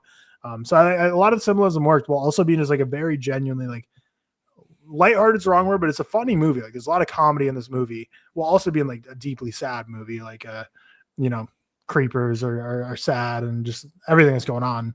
But I don't know. I think it just all worked for me, but it's clearly a quite divisive movie. Like it's not, I don't know. Basically, like none of my mutuals have loved it. No one's really, not a lot of disliking it, but there are some. It's kind of similar to like when Okja came out, like that sort of reaction. I think it's quite similar to that. Sammy gave it that 5 stars, right? Oh, did he? Yeah, I think it could be thinking incorrectly. But yeah, it kind of takes us to the end. Anything else you wanted to touch on with Mickey 17? I'm very excited to rewatch. I might go Rifle Shot. I I really enjoyed it. It went very, very quickly for me. I had a really good time with it. Yeah, I mean, so 4 for me, 3.5 for George. Oh, sorry, Heart for George. for Yeah, George. sure. And then 4.5 for T-Dog. Right. I mean, we'll move on to like. I'm going to be really honest. Yeah, what you give it? No, he didn't know he had. No, Cam didn't watch it. He didn't watch it. I'm going to be really honest with you both, and you're going to say the same. And sorry to our listeners, I only watched 3 Bong Joon-ho films this week. Well, 4 in the last 2 weeks. There are some that I haven't seen in a long time, just because timing wasn't on my side. And yeah, well, I mean, we'll move. Luckily, I rewatched 1, 2, 3 of them prior to this week. Yeah, you're like a month or two ago. We're going through your. Yeah, I like randomly. I don't even know when it was. It was like after maybe like the final Mickey 17 trailer came out, and I clipped off Memories of Murder, Snowpiercer, and Parasite. But of all the filmographies we've done a deep dive into, this is probably the smallest, and yet we still none of us are able to complete it. So it's on all of us because he has 10 films that he's directed, but one of them is like a digital short collection. So technically, I'd say there's 9 that there's like actual directed films. I've seen 8. I've seen 8. I've seen less than that, but we'll be able to get. I think there's only 1 that none of us have seen. Well, that's his debut, I believe, unless you've seen it. Is that Barking Dogs Never Bite? Yeah, I've seen that. I haven't seen it. So Tokyo or Mother, which one of those have you not? I haven't seen Tokyo. That's the one was like dual directed, isn't it? Like with like a few of them. Yeah, true. So yeah, I guess because that's dual directed, digital short filmed by 3 filmmakers, obviously tri-directed. But we'll still go through and we'll just give our thoughts on each one as we kind of go through. Yeah, I mean, Barking Dogs Never Bite was the first film. I haven't seen this, but I went through all his films a few years ago, back when I started TikTok. So all I remember from Barking Dogs Never Bite is that it's very odd, even weird, and probably 99% of his films very much feels like an auteur debut. But it's just not that interesting. That's literally it. The annoying one for me that I didn't get to rewatch was Mother. So Mother, I used to love her. Banter. Did you hear my joke? That was a very good joke. I appreciate that. No, I used to love Mother when I was younger, but I didn't get a chance to rewatch this one because I chose to rewatch The Host, which has been even longer. But I think Mother is like really piercing. I think the lead actress, Kim Hae-ja, she is like amazing. It's just one of the best films ever on unconditional love. It's very similar to like Old Boy in that context, but just in a very dramatically different fashion. I think Mother is probably one of my favorites. I just didn't get a chance to watch it. Did either of you guys watch Mother? I got halfway through it last night, but it was just too late. What did you think so far? Really like it. There's probably 3 minutes into the film, there was already 2 drop kicks. So I was like, yeah, Bong Joon-ho loves the drop kicks because they drop kick the rear view mirrors off of the car, and then so far it's like a really funny movie. And that's the thing, like he's able to just tie in so much deep themes and like true emotion, which like genuine comedy, because like there's a whole fight with the very beginning of the movie is basically like there's a hit and run accident, and then they chase him down to a golf course. There's a bunch of these dudes at a country club riding around a golf course, and the 2 guys that they did a hit and run just have sticks and just jump out of the woods and just get into a bunker of a golf course and start having an all-out just like fist fight. And it's just like there's just funny moments, man. He loves funny like hand-to-hand sequences, I feel like. Yeah. I skipped one then because I didn't go in order. So okay, sorry, let me start again. So his earliest work was Barking Dogs Never Bite, which, like I said, only one of us has seen. Memories of Murder, I did watch 2 weeks ago. I've seen it many times already. I think we briefly spoke about it a few weeks ago. I think Memories of Murder is like one of the best films of the century. I think in every way. I think it balances the comedy so well. Change that sentence. One of the best films ever. You could argue the case for that, and I might agree.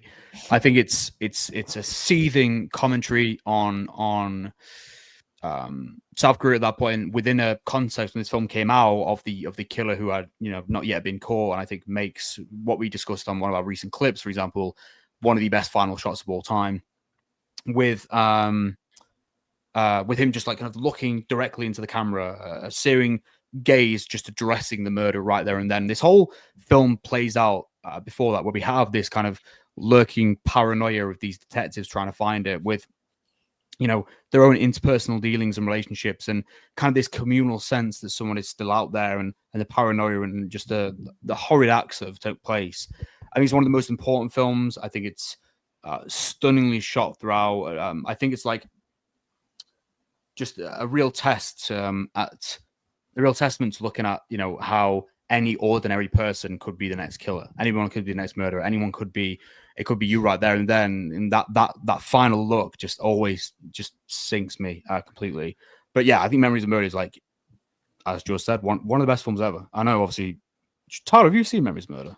Yeah, like multiple times. Oh wait, no, you said it in the clip. Ignore.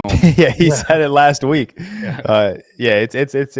It's I'm really happy that I rewatched this one. I was almost not going to rewatch it because I've seen it a couple times already. But yeah, this latest rewatch for me just kind of like it was always one of my goats, but this really just solidified it as like a potential like top 20, top 15 film ever. It is so gut wrenching. It really puts your stomach just into it, just ties it in a fucking knot. It's definitely his most psychological picture. I'm curious if you guys would agree with me on that one. I think it is his most psychological picture. It's all everything he does, you know, even if you're looking at something as quirky and as comedy as like a Mickey 17 or something as just haunting as a Memories of Murder, everything always like requires. Everything from Bong is always a challenging viewing experience because it has you thinking about everything, you know, like you said, Seth, this man touches on everything: social commentary, political commentary, economic commentary.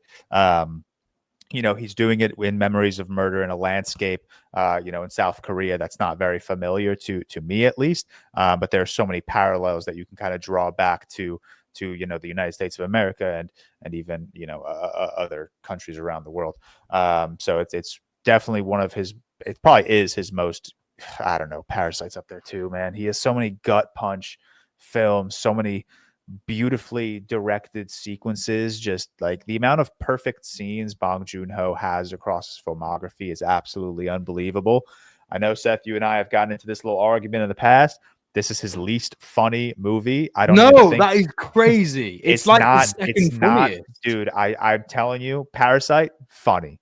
The Host, funny. Mickey 17, funny. Memories of Murder made me want to kill myself. Memories of Murder. Parasite's very funny. Parasite is very funny. Parasite's Memories of Murder, the only thing as I was watching Memories of Murder that like genuinely got chuckles out of me was the repeated dropkick gag. Everything other, like some of the conversations between the two, dude. Like I get it. I get the whole movie is about like just authority being stupid and, you know, people in authority figures overlooking just basic information or whatever. And it's a very funny, I guess, commentary on it. I just don't think it's presented to me in a way that's going to make me laugh. It's presented to me in a way where I'm like, this isn't making me laugh. It's making me viscerally pissed off at how inept some of these officers and detectives are. And and then you have so many sequences, you know, like the fucking sequence, the entire sequence when, you know, they're in the tunnel of the train and he's about to shoot the guy.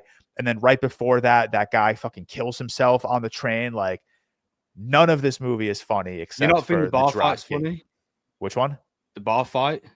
I mean, it's funny. Like it's a, I don't know. so Like, funny. no, I honestly, no, I don't think it's funny because like the bar fight was a result of this man losing his fucking mind. Like, I don't find that funny in such a way that it kind of, this is what I said earlier. I think Bong Joon, for me, this is like, I don't know, like I would say like his third funniest film for me. Stop. But Memories of Murder, I think, is a very, very funny film. Like I genuinely do. Dude, this movie genuinely made me want to put a gun in my mouth. This movie is so dark. It's definitely it's his film with the most haunting visuals.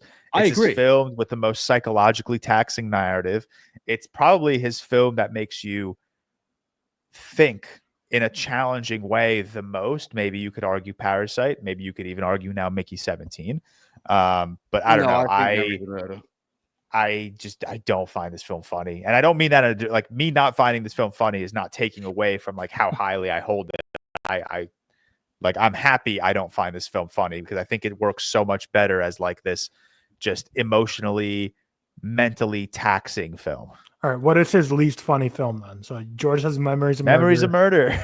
Well, I know that's we're asking Seth. It's actually kind of like because I haven't seen Tokyo or The Host, but Mother's clearly funny. I'd say funny. The Host Snowpiercer has its moments of funny, like Tilda Swinton's such a goofy person, but I don't think that's a. I think they're all funny. I think that's I don't find they all are. Snowpiercer. Yeah. I don't find, but like I would never call like Memories of Murder and Snowpiercer, for example. Like there are so many genres I would consider these movies before I would even think about calling them a comedy. Would you not say that, like, even though you don't find it funny, would you not say a lot of the sequences in Memories of Murder are put in there for comedic effect? Like what? Like the drop kicks, the fight scenes. Beside the drop kicks, I say that's the only funny bit in the movie. But some of the conversations between the two about, like you said, the officers and the way about things, it's obviously a horrific thing. But the way that Bong Joon-ho introduces satire in his films, so for me, Memories of Murder is like the one where I think he like intertwines it all the best, and he gets the comedy within that the most efficiently. Like he has funnier films, like The Host, for example, which we'll go on to. I think is very, very funny.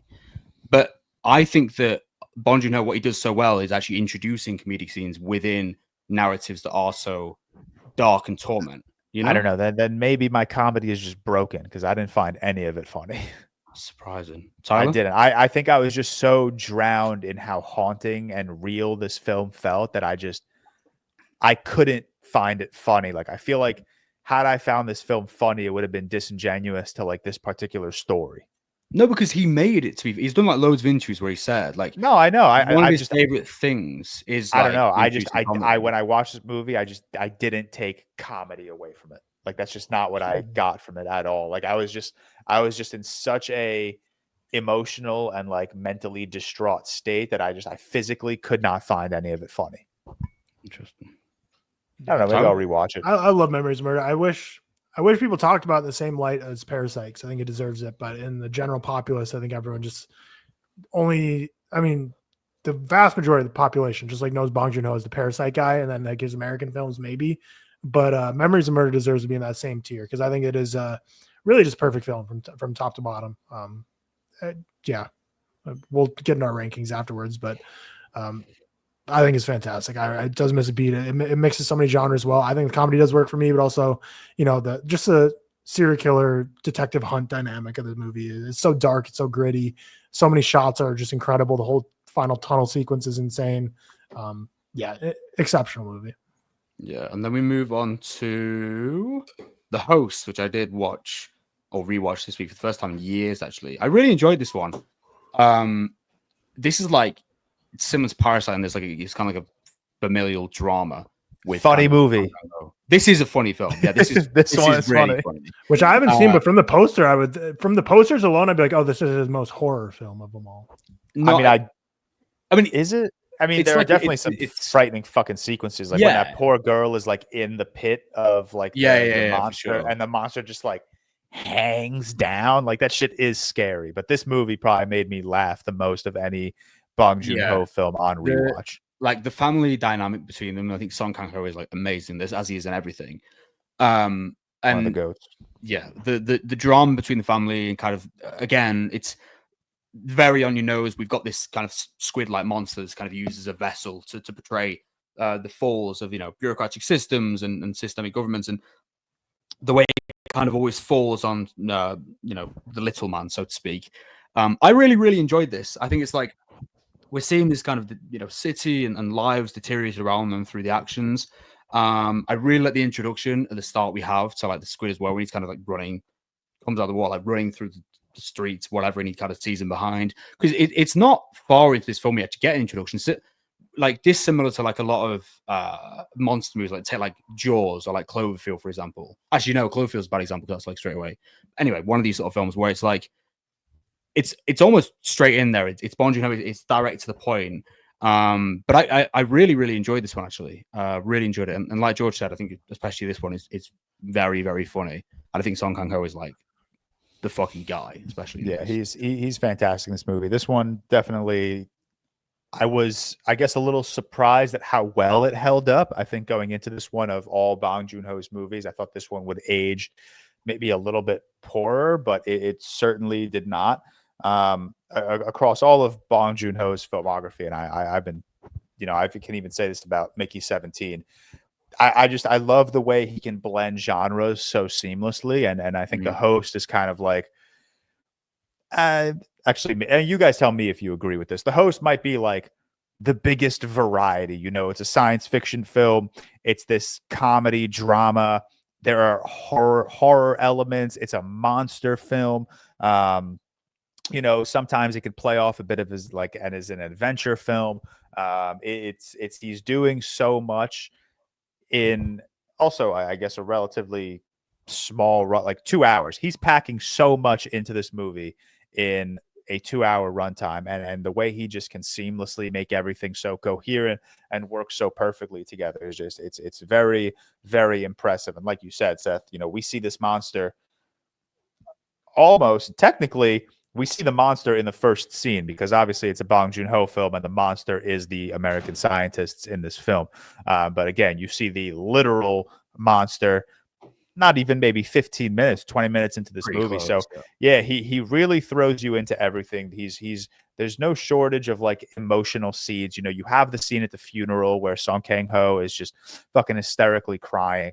You have the initial scene where the monster attacks, and it's a very anxious experience. And then, like I said, you get to the scene where, the little girl is trying to help this other person who's alive in the pit, and you just see like the monster like hanging down. It's very frightening. So there's a lot of reasons why I'm attracted to Bong Joon-ho. I think he's a phenomenal filmmaker, but the way he could just blend genres so seamlessly is probably like the one thing I just applaud him for the most. He is just such a unique presence in this industry, and he we'll talk about his upcoming, the next films in his order, but he only gets better at his craft as he goes along. I've just realized all Bong Joon-ho's films are like around the same runtime. It's kind of weird. They're like I noticed that too, because when I had a couple left to finish, I was like, all right, I don't have time to watch like the shortest one. That's when last night I was choosing between like Mother, Tokyo, and the host. I'm like, oh, like he's just a bread and butter. Like, give me a 2-hour, 15-minute film. Bong Joon-ho. 2 hours to 2 hour, like 20 minutes. That's the guy. Yeah, Mickey 17 is literally his longest film. Yeah. And it's only 2 hours and 17. I mean, only, but it's 2 hours and 17 minutes. Then Tokyo, which obviously we haven't seen, is like a collaborative effort. Mother, which we just spoke about. Snowpiercer is another one I didn't get to rewatch. I have seen it fairly. Did you guys ever watch the Snowpiercer show, by the way? No. Watched season 1. Didn't get it. So it's weird though, because it's season 1 I heard no one talk about. I watched, but it was also before I was on Film Twitter, because it is a while. It's been a while. The show's like done now. I think it went like 3 or 4 seasons, but weirdly I feel like I started hearing people talk about it a lot around like season 3 or 4, whatever the last one was. So I think like generally people ended up liking it quite a bit, because I know the first season got mixed reviews. I didn't love it, but it sounds like it's a show that a lot of people said found its way in like season 2 and season 3. It has what's his name? Daveed Diggs, who's like the lead guy, so who I love. And the rest of the Tilda Swinton fill in and stuff, like there's good cast members in it, but never got around to it. But I love the movie, seen it 3, maybe 4 times. I mean, it's kind of the, other than Knives Out, like the one people can point to for Chris Evans of like, this is what you have to get back to. Yeah. But I love Jamie Bell as well. And again, but just like we've been talking about with all the Bong Joon-ho films, is like science fiction, classism, sociopolitical, but also just like very funny people. Like a lot of the people in this film are caricatures of real life people, so it's just like Tilda Swinton, ridiculous, like maximalist action sequences of just crazy hand-to-hand combat. You have like the blind train, and then you have like the train was curving around, you have like the bullet shots, like shooting, like so cool, so sick, like so many awesome moments. You have Mr. Wilford who runs the train, who's kind of like in the head of it, and so it's like there's filmmakers who make what's the word I'm looking for? Just the opposite of blatant, like subtle. There we go. Subtle, like comments on classism and divides. Bong Joon-ho is not that guy. Like Snowpiercer is not like this is his idea. This is a comic, I believe. So it's, but I mean, Parasite as well, very on the nose, in your face movie, which he does so well. But it's like Snowpiercer is almost like is like obvious. You can explain this person. You're like, yeah, you have all the world ending. You have to put everyone in a train. Richest people are in the front. Poor people are in the back. Like it's very like clearly like linear depiction of classist divides and how people are treated. Very similar to the platform as well. You know, the people at the front are getting this like rich, nice meals, and people at the back of the train are getting these protein blocks that are really just like cockroaches. Where at least in Mickey 17 looked like kind of like granola bars, and like some of the stuff looked like slop, but like still it was like looked edible. Where Snowpiercer was like genuinely just like not edible at all. And you know, you got to just survive. But I think this one's great. I have a great time with it. It's such a cool concept. Such again easy concept. It's like, you know, just give me a plot of the movie. Okay, world's ended. Only way to live is a train. Why? I don't know. Silly, but who cares? Who gives There's a fuck? on a train. It goes around the world because it's frozen over. And the back car finally has had enough of it and tries to take over. But I love it's such a cool punishment way, like which is like sadistic to say, but the whole like. When someone needs to be punished, you just like stick their arm out the window. That's Dude, so fuck insane. that scene, bro. That, oh my God, that's a despicable torture method, man. Freezing someone's arm off. What was it, for 5 minutes outside or something? Yeah, crazy. Holy fuck. But no, Tyler said all of that brilliantly. That's exactly my thoughts on this. It's just so beautifully dystopian. I love that even though, whatever commentary Bong Joon-ho wants to throw at you, that's always the forefront of his films.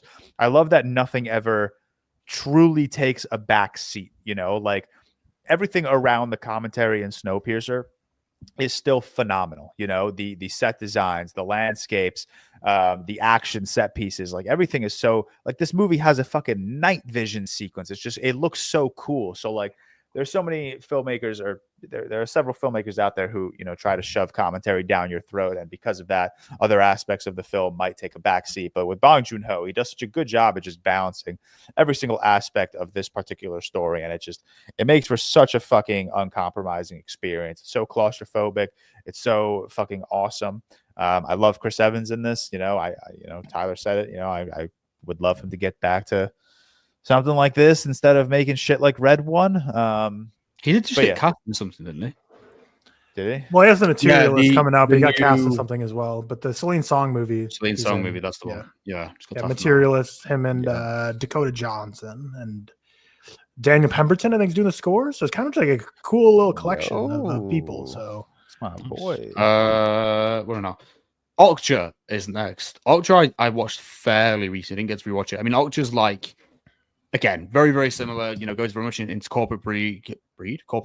It's like, I can't remember whose review it was. I saw someone say it was like, it's like a ET satire almost. It's quite funny, actually. But it says that, it's actually in environmentalism, you have this thing essentially, and it's very heartwarming at times. I remember when I first watched this, I didn't realize how many cool people were in it as well in terms of the actors. I think it's probably, for me, which is not I mean, it is to his detriment, but it's probably one of his least interesting films, I think, in the way that it plays out throughout the combination of the two. But I think in terms of kind of a film on like nature and the exploitation of it, and kind of what the world does, and again within the corporate breed to get their own one over on top of it, I think it works really, really well. The design, so cute as well. I would just say the design's so cute. Yeah. Shit. This one is I think more in line with Mickey 17 than any of his other films. It's very ambitious. It's got its like emotional core, but it's also something that's kind of challenging us to rethink our relationship with like food and animals and the world around all of us. And like there's one line, and I'm going to jump to Mickey 17 quickly because it kind of a little bit maybe relates to Okja, but there's one line in Mickey 17 that really stuck out when Naomi Ackie was like, "You call them aliens. This is their home. We're the fucking aliens." Like that. That's one line, and obviously Naomi Akkie's fantastic acting is what makes that even more impressionable. But yeah, this is, I think, the most similar to Okja is the most similar to Mickey 17, and kind of just it's definitely like his more quirky film, I guess, if you look at it compared to his other films. It's definitely something that definitely balances that satire a little more prominently than maybe his other films. But yeah, it's been a while since I've rewatched Okja. I definitely want to kind of clip that off my rewatch list again. Charlie, have you seen Okja? You haven't, you? Yeah, no, I have. It's been a while since I've seen it too, which it is due for a rewatch. It would be almost an interesting thought experiment to see if the Netflixification at all is like a placebo or if it's real. Because to me, it is the one that I like the least out of his filmography. So I'm spoiling It my feels rankings more a little bit. studio, you know? Yeah, which is weird. Like it's a Netflix original, but would I have thought that if I didn't know that? I don't know. It's like an interesting. Well, maybe it's a one. You think Akcha feels more studio than Mickey 17? I think Mickey 17 feels studio as well, but not in that's what. Akcha feels like the clean Bong Joon-ho film, the most vanilla Bong Joon-ho. I think that and Mickey 17 are his two most accessible films, I would say. I think I agree, but I think Mickey 17, it feels like he had the reins more. Yeah, over a lot of the imagery than I'm not saying like feel studio in like a bad way. No, I agree. It's definitely his most accessible. I think I'm more so saying like Akcha and Mickey 17, I think are definitely his most accessible films in the scope of his filmography. I don't think any of his films are necessarily like truly as accessible as like a big blockbuster we get nowadays, but compared to like Memories of Murder and The Host and Snowpiercer, I think these are his two most accessible films. Yeah, they're both accessible. They're both studio films. Just because like Akcha is a film that's Netflix is throwing a bag at. You're like, oh, you've made some great films. Let's try and get some more international audience. Here's a check. Whereas Mickey 17 is more studio, but here's a blank check because you just won a ton of Oscars and your name is known across the world. Whereas Okja, he wasn't at that. What was the budget of Mickey 17? I actually have no idea. $6. Congrats to Bong Joon-ho, by the way, on being the first ever person to win 4 Academy Awards for one film. And we move on to that film, which is called Parasite. Ever heard of it? Really good. Parasite for me is like, I said this, I watched it again last week. I've seen it fucking loads of times. It's like that classic film is as good as advertised. I remember when I think I watched it just after the Oscars. And I wasn't watching the Oscars at this point, but it kind of just got into the fray of my mindset because I saw it on social media and whatever. I think Parasite is like a generational film where it's the perfect combination of all Bong Joon-ho's best elements, and it has so much going for it. Not only from we could do like a 2-hour episode dissecting every scene. I was surprised. That's why I looked like if we had a real quick on Parasite or Memories of Murder, because I think we've talked about both of those so many times. Parasite, we could fucking go into. Yeah, recommend Parasite. So many moments and imagery in this that is just such a massive amount of foreshadowing and playfulness. And I think, we've got this kind of family dynamic. You've got the classic aspects that we obviously speak about that Bong Joon-ho has tackled, like wealth inequality and the economy and kind of the ups and downs and the highs and lows. And we get these beautiful parallels of how the one family is living versus the other, especially when that family's home, Song Ho-ho's family's home is like, flooded, and we get the real parallels there and the condition between the two. And, it starts off as like this film where it's almost like a playful familial drama with them where they're trying to kind of get their way. We have these moments where they're trying to get their way into their house, and they all take on different roles, and it's really, really funny. And then it kind of turns into something more where it becomes like a jealous spree. There are so many moments in this in singular images that are just so piercing that I could just go on for hours and hours about. The house, by the way, I don't know who designed that. Crazy. Looks fucking amazing. Maybe it was like Laszlo Toth. That was just you beat me by I was just about to say that. You beat me by a hair. I think Parasite is truly like a one of a kind generational film that is, every time I watch it, it's like, maybe I won't like it as much this time. No, I end up liking it more because there's so much to absorb. I think equally where George is definitely right that Mickey 17 and Ultra like the most accessible, whatever. Parasite is one of those ones where it's like I love to watch it with people and just absorb. Like I remember when I first watched it, I was like, "Oh, Mum, we have to watch this." And then like 2 years ago, I made Anna watch it, and I'm just watching the reactions, and she's like, "What the fuck?" This is something that transcends just the ability to appease a general audience, but actually has something going for it. This is like the ability that Parasite has to get towards the general audience is like something that a blockbuster has, where it kind of surpasses that. I think it's genius. I think in every way it's amazing. And I think it's like one of the best films ever. Although I probably I won't say that yet. But yeah, carry on. I know where you were going with it, and I'll tell you right now, Parasite is certainly my number one Bong Joon-ho film. This is it is so, like you said, every time I go into Parasite, I'm like, oh, maybe I won't like it as much. I know how it unfolds. I know all of the beats. I know all of the scenes. I know all of the lines. And I just rewatched it like a month ago, and I shit you not, I was speechless. Like I couldn't even conjure up a thought in my head. I couldn't even move off my couch after I watched it. It's such a fucking insane gut punch. It really is a tale of two halves. It moves from, this absurd comedy to this fucking soul crushing tragedy, and it does so in a way that is just going to beat the shit out of you emotionally. Like, holy it's so fuck. fun as well. Like, it just flies by. It's crazy. Yeah, it's so like the whole fucking final like narrative of the son doing Morse code with the dad and their 2 letters back and forth. Like, that is like the saddest sequence. Can you imagine in living film. there, by the way? Yeah, I no, I could not. That's just, it's so unbelievably heartbreaking and so unbelievably haunting. And then even throughout the film, beyond the final sequence, you just have the whole flood sequence, man.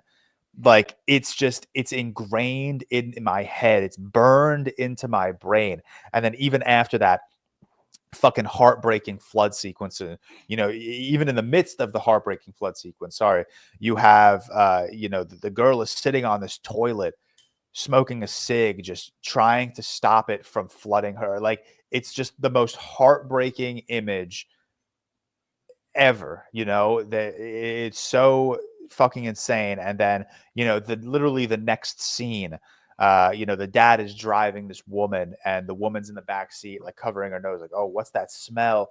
And she's talking to her friend on the phone and she's like, oh, thank God we had that rain yesterday. It really felt like a nice little wash. And, you listen to that line and just think about everything that just happened in the previous 10 minutes of this movie. And it's so, oh my God, it's so fucking absurd. It is so stomach turning. It is such an unrelenting environment. It has so many just diabolical moments. The fucking, you have that one scene in the basement where his head pops out as well. Yeah, the oh my God, that scene fucked me up the first time I watched crazy. it, dude, when his head just slowly comes up from the stairs. But no, I was talking about even later in the movie where his face is bleeding, that same guy, and he's running through the halls, and the halls are lit in like this gray green aura, and it's so fucking scary, man. It's so unbelievable. Parasite, it's generational, man. It's so good. It's got to be probably the most deserving Best Picture winner we've ever had in Academy history. That and like Return of the King, maybe. But it's just the fact as well. It took like, I think it was 90 years for something outside of Hollywood, this was the first film not in the English language to win Best Picture, which is hideous. And also, it's like, just to go back to that. Sorry, Tyler. It's like it's amazing to me how much praise this got at the Academy Awards, but like Song Kang-ho didn't get anything. Not even a nomination. It's like, it's so shocking to me. Yeah. Because his performance is like, it's the first. It's not only the first film to win Best Picture that isn't in English. It's the first film to win Best Picture that also did not have any acting nominations. Is that true? Yeah, which makes it even more impressive. Yeah, Tyler. Yeah, I don't really have anything to add beyond all the great things you said. I echo them all. I think it's again a very not subtle film that's just, he does so perfectly. Like, just like in Snowpiercer, you have the train in the back, the train car in the back, train car in the front. This one, you have literally people living underneath the wealthy elites, but making the world turn by turning the lights on for them and keeping the ship running.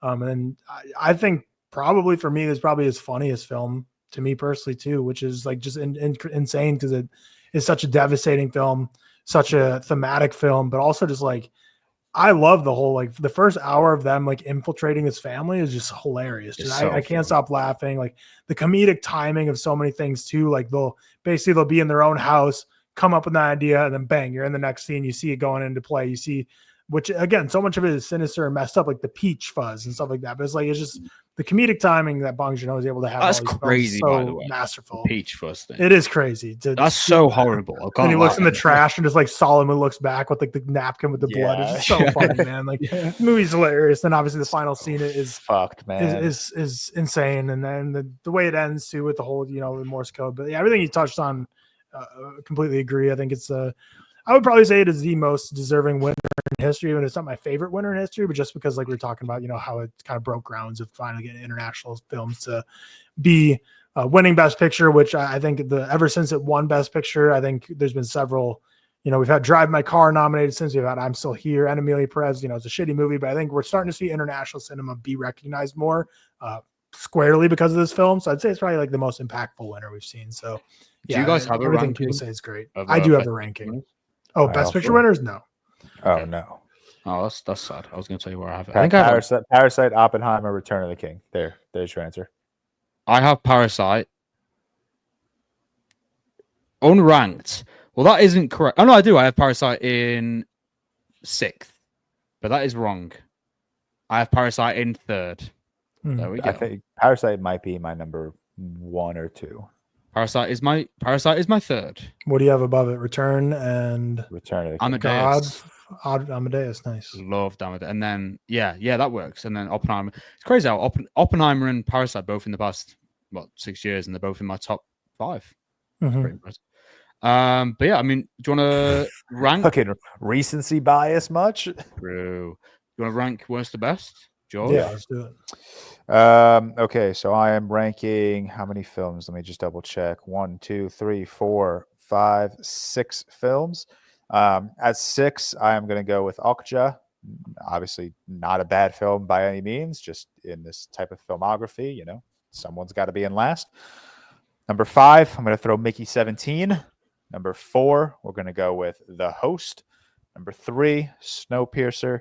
Number 2, Memories of Murder. And number 1, Parasite.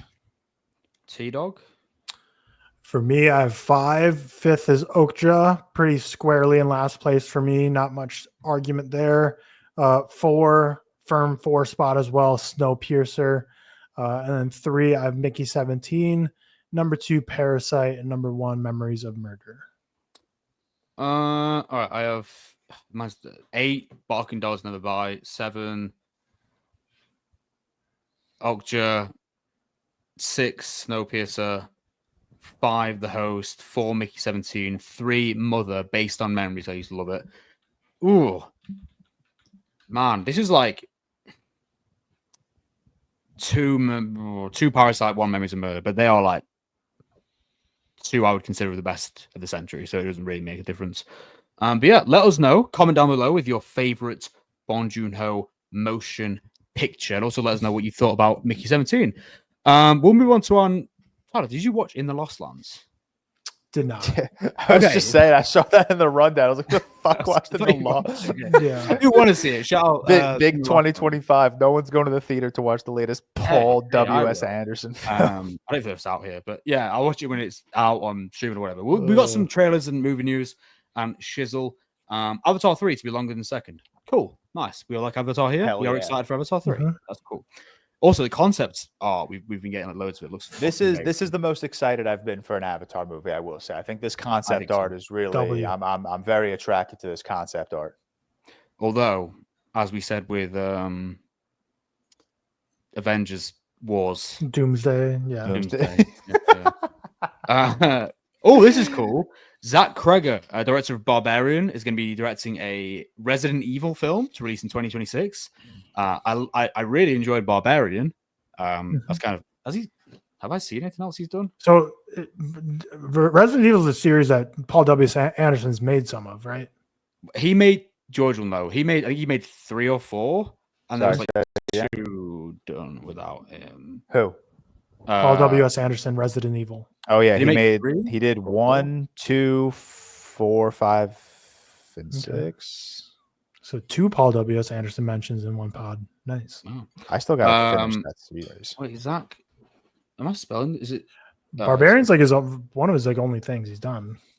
Isn't he doing something else soon as well? Like something. Yeah, else he did that one that we always talk about, where Jordan Peele's like, "Yeah, I wanted to kill myself when I lost the bidding war and I fired my agent."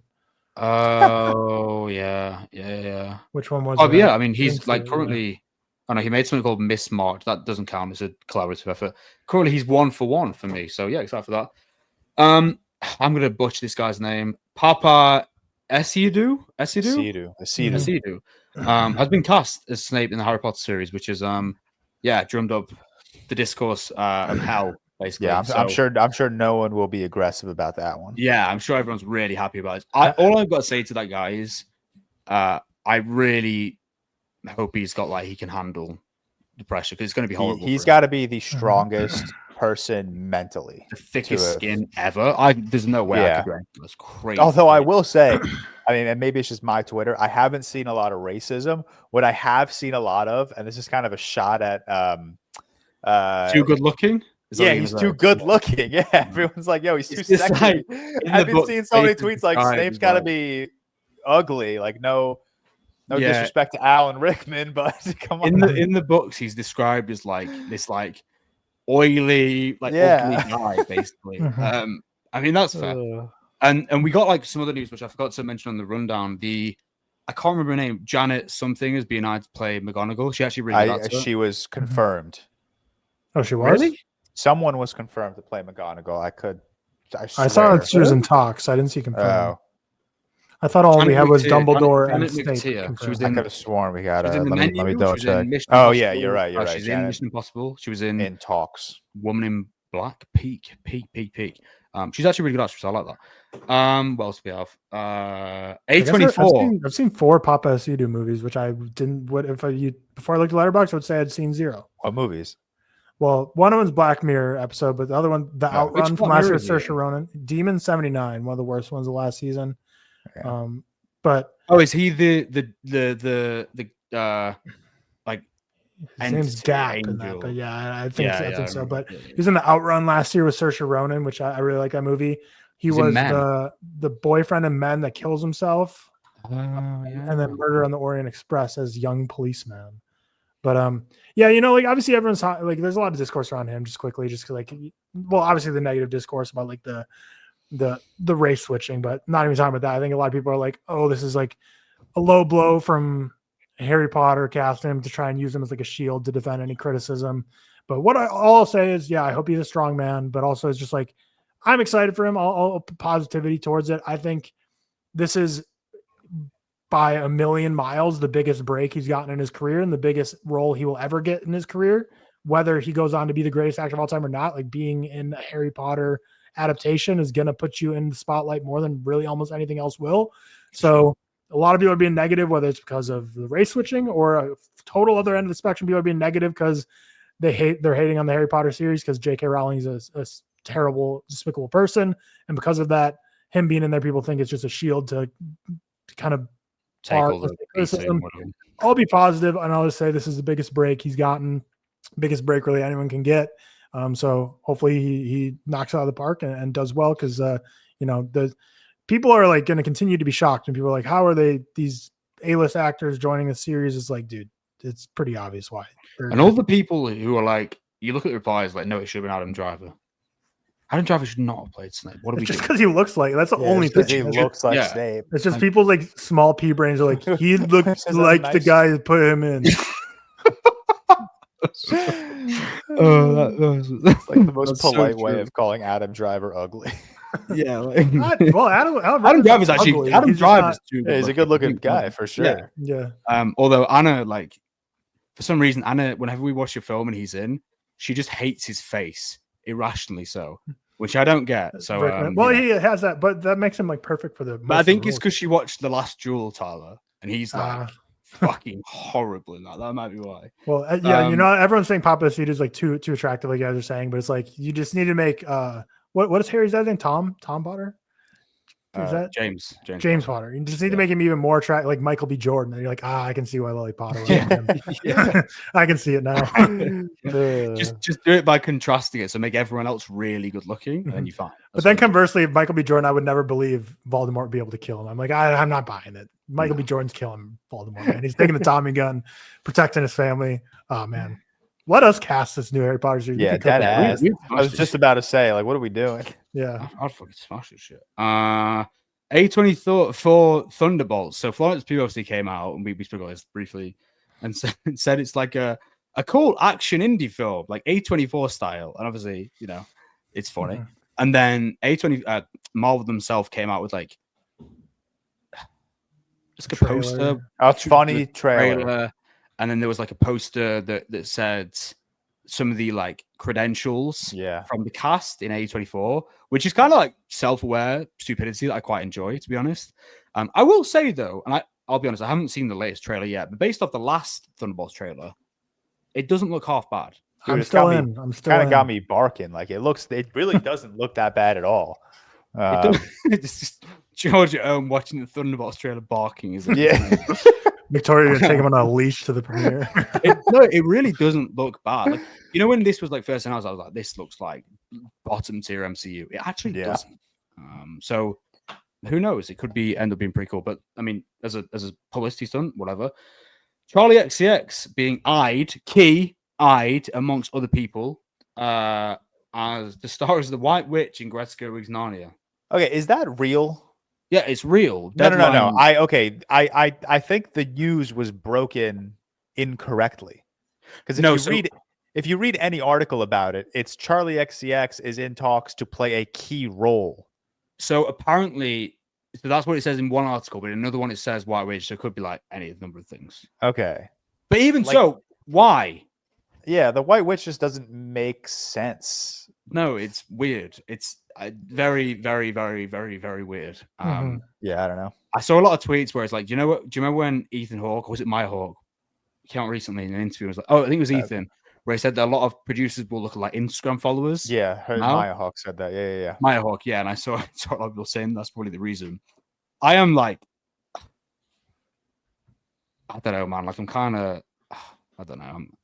I'm not out on this, but I just think it's just. Hey, I'm with it. I like Charlie. Whatever. Who gives a fuck? I mean, I like Charlie's music. Is she performing Bratz in Narnia? I don't think. Maybe. That'd be kind of Dial 999. It's a good time. Who the fuck are you? I'm a brat. David Arquette will return as Dewey in Scream. Man, they are just so fucking desperate. Yeah, they're cooked. What the fuck are they doing? Fuck Scream, whatever. But I will not let how shitty Scream has become and how gross they are to Melissa Barrera and how the future of it's going to be shit and I don't approve of it taint the previous, because I still am always gonna love that franchise. Hey, Wes Craven's the guy, man. It's cool. And like I'm gonna see this new movie, but yeah, maybe I'll F2 movies it, or I'll buy a ticket to I don't know when this comes out. Whatever's in Captain America 7, and I'll go sneak into the Scream theater. No, don't give it to fucking Marvel if you're gonna do that. We've got like independent shit. True. I don't know if you guys saw. I've been cast in Nolan's The Odyssey. You guys see that? You have? Cosmo John. I get this fucking guy commenting. I don't see it at all. It's just because he was bold in like a show and he has a Shogun. I guess I haven't seen it. Shogun. I think it's the only thing people know. I get comments every day. It's like, you look like a guy from Shogun. And when this news broke the other day, it was like people replying and tagging me like, bro, you didn't tell us this? I do not look like him. He has I hope you do get cast in the Odyssey because it'd be sick. I mean, I would take it any day. And then final, I couldn't find many trailers this week. Alien Earth. George, did you watch the Alien Earth trailer? I did not. Is that a video game? TV show. No, it's the show. Oh. The new Alien show. What am I thinking of? I don't know. Boomer. Oh no, there was like an alien thing that was briefly announced that was meant to come out. I swear. There are alien video games. I know there are. It was announced that Alien Isolation was getting a sequel, and that was an alien video game. So that might be what you're referring to. Unless you're thinking of the Dune video game, George. I don't know what I'm thinking of right now. I don't know. I have no idea. Looks like not great. So who cares? George, do you want to do a game? Yeah. Okay. Get some clips. This is so exciting. Okay, so same. This is so exciting. I thought long and hard about this one. Okay, so I have, how many do I have? 1, 2, 3, 4, 5, 6, 7, 8, 9, 10, 11, 12, 13, 14, 15, 16, 17, 18, 19, 20. Perfect. 10 and 10. Bro came stacked. Damn. Yeah. Make sure you say these clips because we thought, TikTok exploded when we posted this clip. So this is even more like, this is even more baity for TikTok views. So I'm just going to say a word. And then you guys tell me the first movie that comes to your head. Who wants to go first? Seth. I don't mind. I'll go first. Okay, Seth, you'll go first. And we're not going to go fast, but the second you say a movie, I'm just going to say the next word, all right? Wait, ready? Wait. No. Like, I'm going to say a word. You're going to say a movie. Then I'm going to say a word. Tyler. No, you, Seth. You're gonna go 10 straight. Oh, I go straight. Do I have forward. different words? Should I take you my have headphones off? different. Yeah. Okay. You're each Oh, gonna get God. 10. I have 20 words in front of me. You'll each get 10. Let me make sure I Damn. broke this. Oh my up. god, I 1, 2, feel 3, so under pressure. 5, Good luck. 6, 7, 8, 9, 10. Okay, 10. Ready? Yeah. Controversial. Joker. Stale.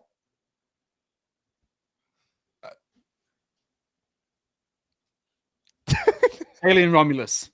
Heartwarming. Little Miss Sunshine. Iconic. Taxi Driver. Car. Cars. Classic.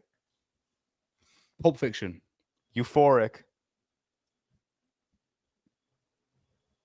Wild at Heart. Overrated. 3 Billboards Outside of Missouri. Transcendent. Transformers. Chair. Matilda. Okay, that was 10. Nice. Dude, when the lights are on, it's just so different. Because I was sitting It's here, so and I was like, everyone you were saying, I was like trying to play along. I'm like, 0 movies came to my mind for any of them.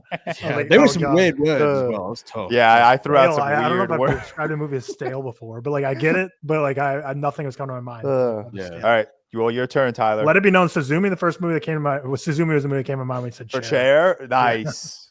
That is it. Wow. Yeah, I would Yeah, not that have thought makes of that. I don't know what I Only because I have a Letterboxd homepage open and Nalba's just reviewed it. And I was like, oh yeah, there's a chair in that movie. that All chair right, is like fuck, the dude. movie. Pressure's on.